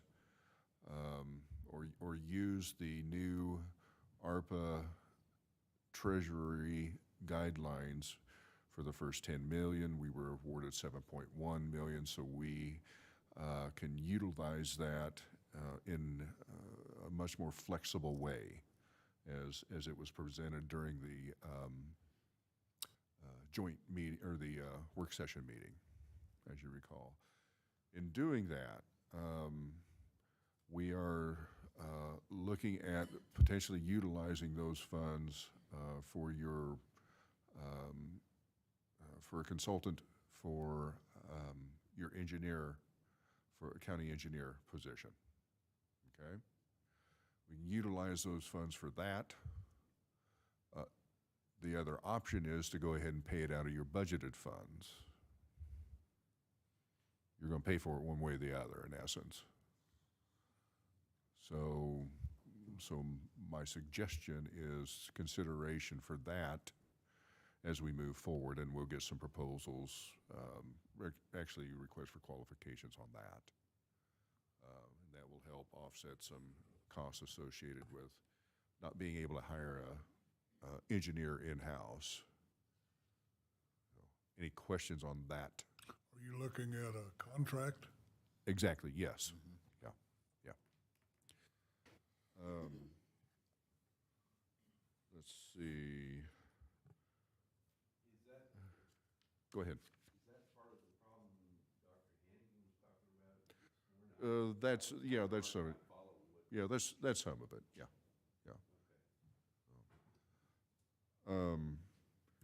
The other thing, just bringing you up to date, Commissioner Finney had asked the number of vacancies within the organization. I asked Kelly to go ahead and run that by department. Sadly, we have about 60 vacancies as of today. What? 60 vacancies as of today within your organization. With Public Works has about 13 of those, Sheriff 11, Health Department 9, JDC 8, EMS 4, and Attorney's Office 6. So, as you recall, during the 22 budget, we looked at setting aside monies to increase the base hourly wage for those that were making less than $15 an hour. And we're going through that process now of reevaluating those position descriptions and then looking at what that is in the marketplace.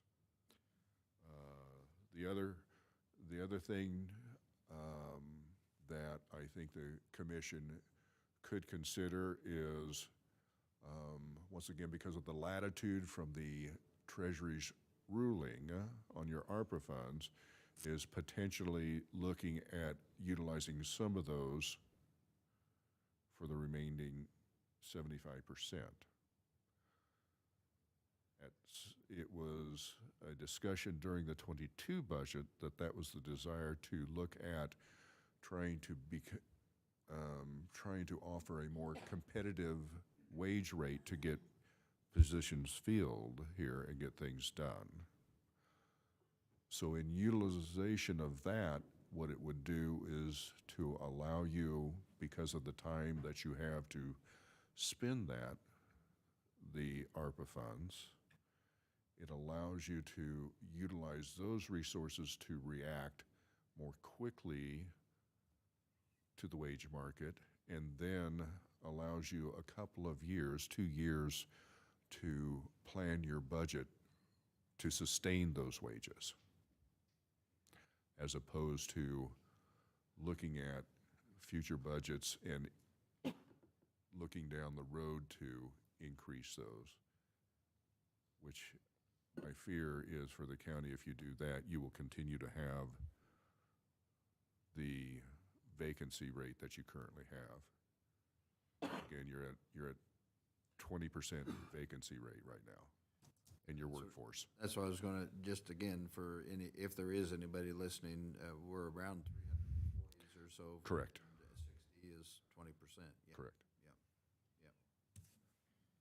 So anyway, those are things for your, to think through and so forth as we try and move forward on some various things. So.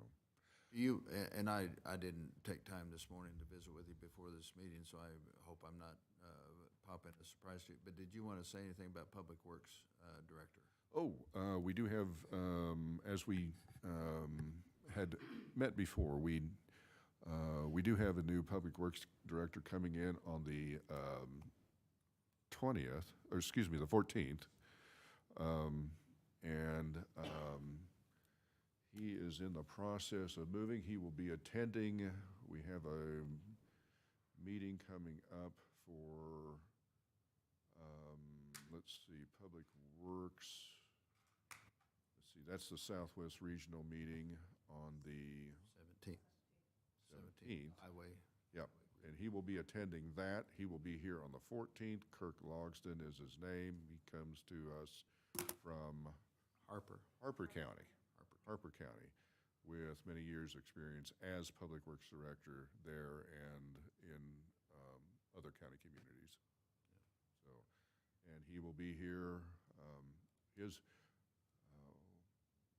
One of his biggest challenges, as you will probably know, is that he had a difficult time finding housing. So, No, can't imagine. yeah. So anyway, we're looking forward to that as we move forward. Okay. Thank you.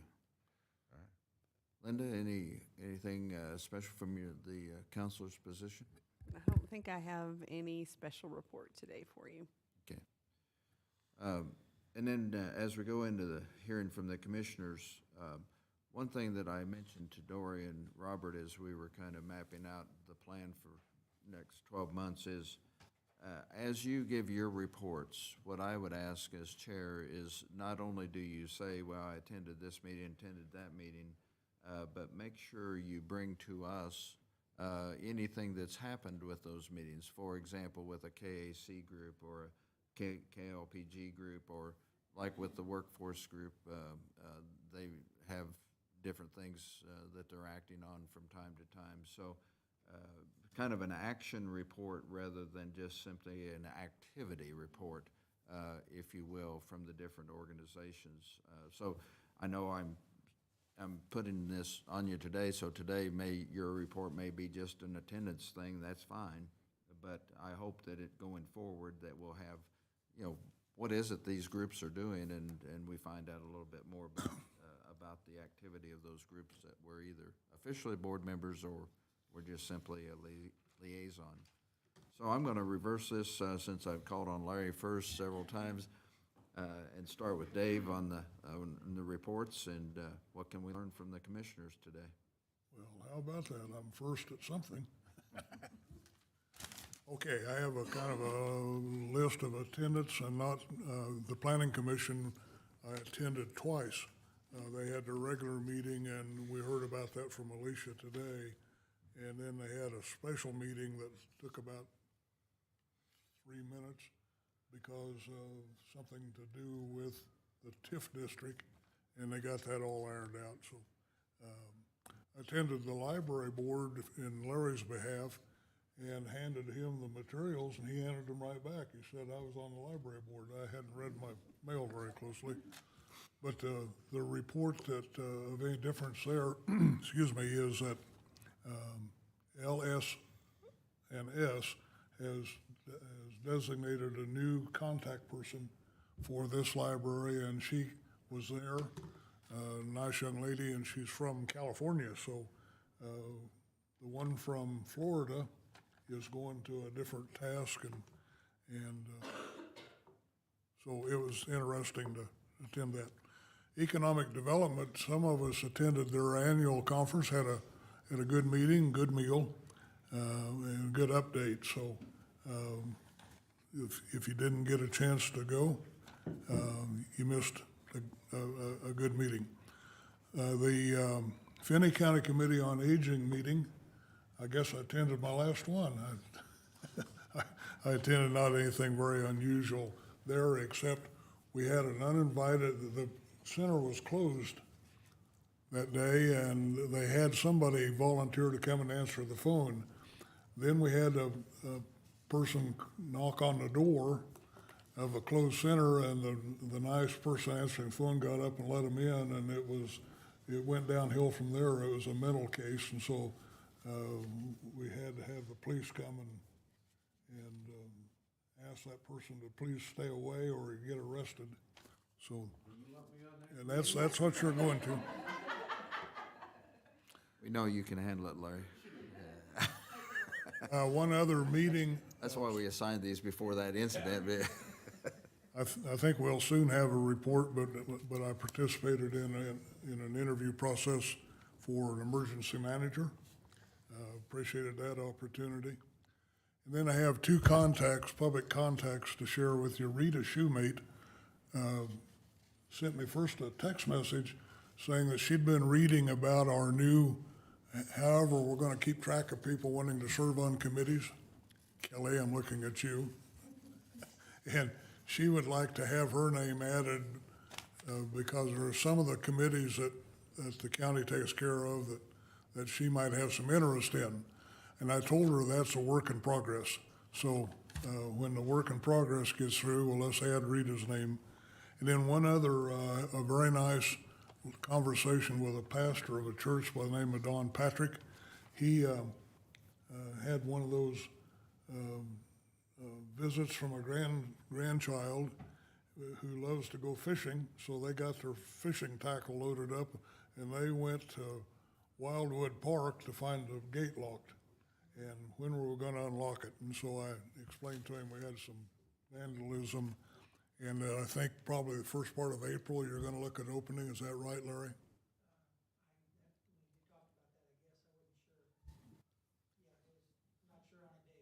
Yeah, we were going to reevaluate it this spring and see what. Okay, well, he's convinced there's still some trout in that one pond, and he wants a chance at them. So, I think anyway. he's probably right.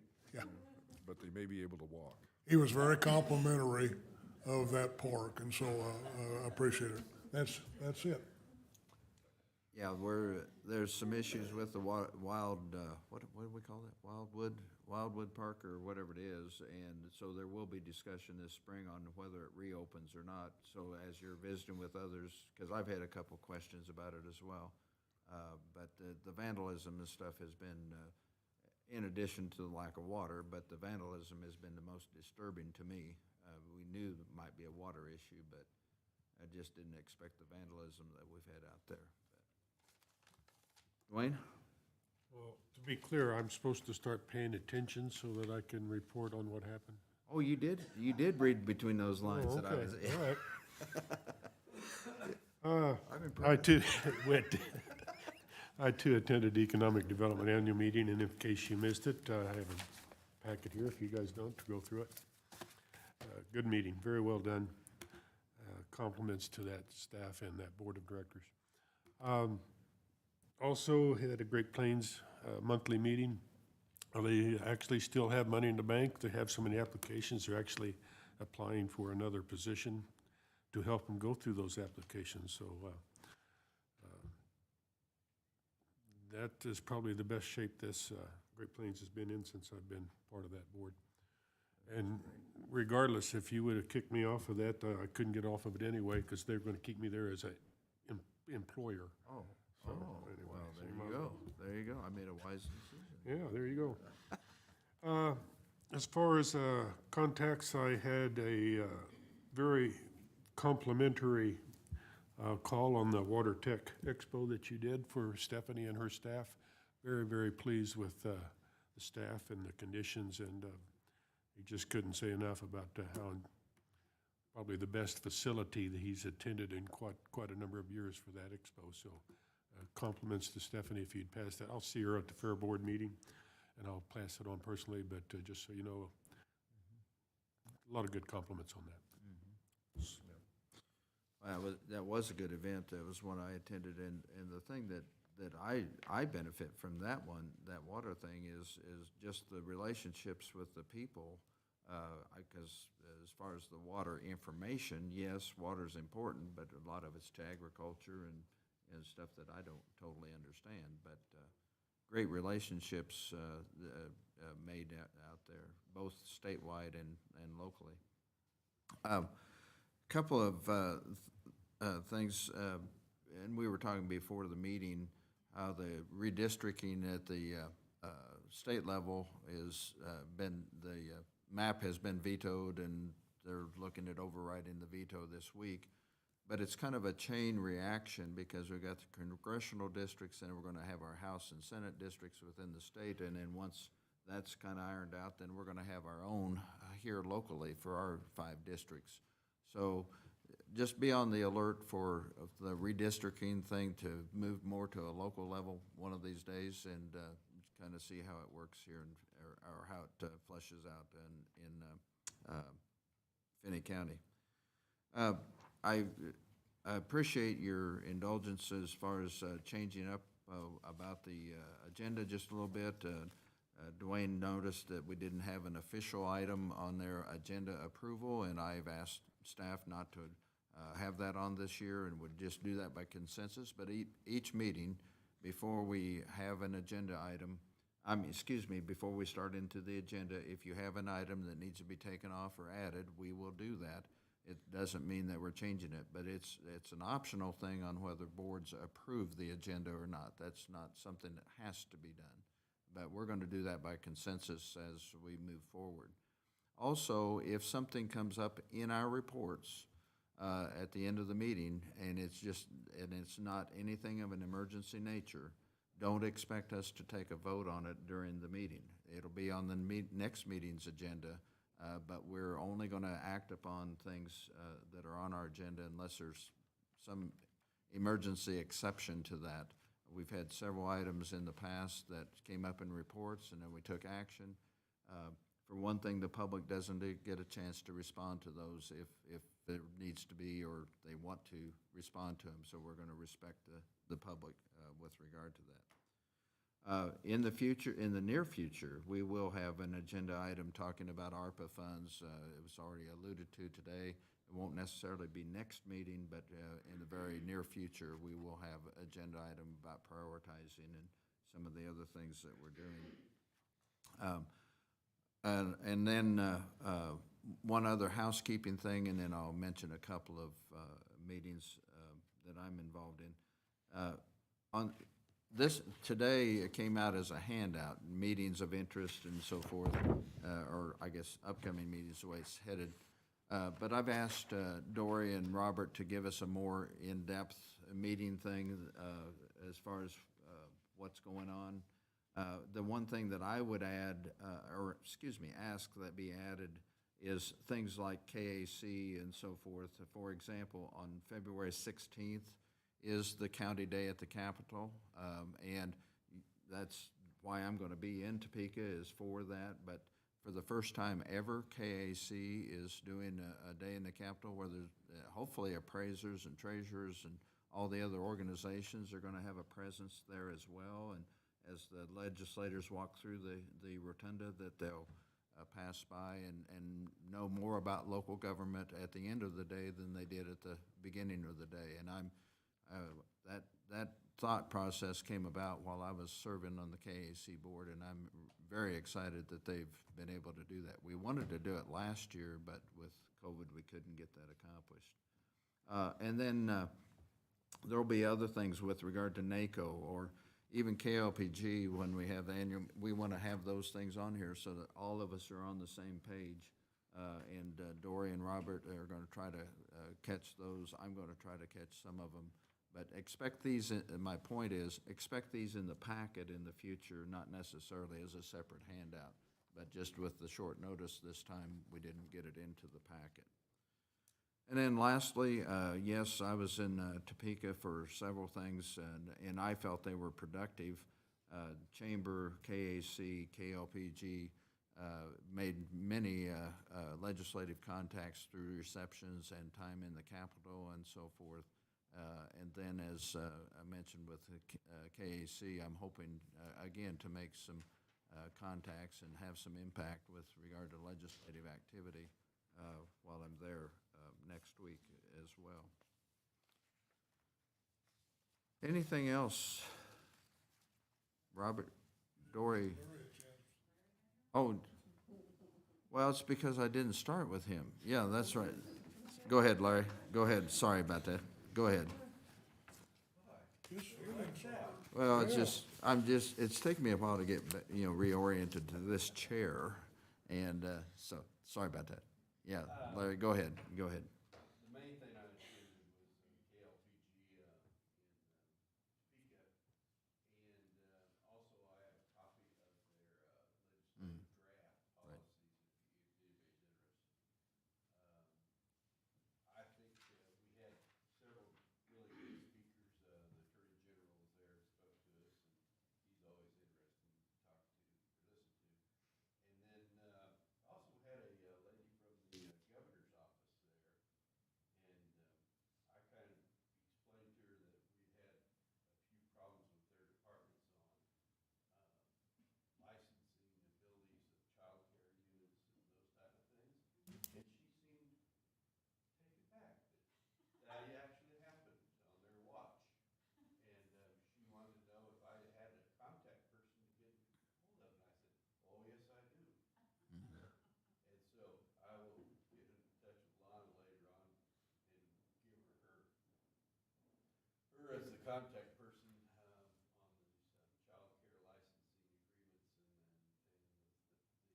and the issues we've had over the years. Yeah, I was kind of amazed that they were so surprised that that was going on. It was. And I wasn't the only commissioner there that had run into those issues, so when we talked to them, it was pretty good. Let me see. Yeah, don't send me to Topeka if you don't want it to snow. Every time I go, it snows. When you need to be somewhere. Yeah, Yeah, and so, yeah, that is a snowmaker for sure. yeah, yeah, there you go. It's Well, melted. What are you doing tomorrow? Yeah. It's melted already. What are you doing tomorrow? That's your angel fire connection Just so that you brings know, that snow. I'm shut off. So. Other than that, I'll say I missed the economic development deal because I was in transit back from Topeka. Other than that, that's the main thing I've been doing. Sorry, I got ahead of myself. I should have been last anyhow on this thing today. But on the child care thing, though, and this happened probably a couple months ago now, but I had a Zoom call with two ladies out of Hayes, and I think the other one might have been in Topeka, but 3 KDHE people. And the people in Hayes are in tuned to what's happening out here and the concerns, and so I'm hopeful that they'll be able to take care of some things in Topeka. They have identified some of the people in Topeka who didn't know and who should have known, and some of them are gone now from KDHE. So they were very familiar with our 3rd Street project, very familiar with the Nazarene Church project and the concerns there. So hopefully that regional connection will help us, just a little bit as we move forward as well. So. On your, at the last of your agenda, it says the next commission meetings, but also don't forget February 15th, we have added as that joint meeting with the city at 11 o'clock. So, just in our agenda today, we've added a 3rd meeting for another meeting for February. Dory, Robert, Linda, anybody else? Final comments? Just one thing on your listing there of upcoming meetings. we spoke earlier about the annual NACO conference being relatively close this year, relatively close being in Adams County, Colorado, Brighton. Right. Approximately 5 hours away. Great learning opportunity for those. So if you want to begin thinking ahead of time on that, once again, it's in July. July 21 through the 24th. I'll bring this up at my department head meeting in the morning. Usually when it's that close, I really encourage the department heads to go to it. When it was in Kansas City about 6 or 7 years ago, I think almost all of the department heads that I had at that point in time went to the one, took advantage of the great educational opportunities there and so forth. So anyway, I would encourage it being that close for a strong participation from Finney County. After Robert mentioned that to me the other day, that it was going to be in Colorado, because I had missed that that's where it was going to be, I've blocked those dates, and at this point, I do plan to try to make that work in my schedule. But he's absolutely right. It's near the KCI, or not KCI, Denver International, and it's at the Gaylord of the Rockies, which is a huge resort hotel thing. It's at a great, it's a great place. So if you can, mark those July dates. Be good. Anything else? Mr. Chairman? Yes. I have an interesting text here from Pam Tuller at the library. This proves that somebody does watch us online.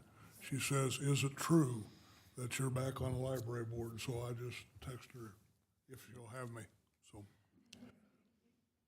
Never know who's watching.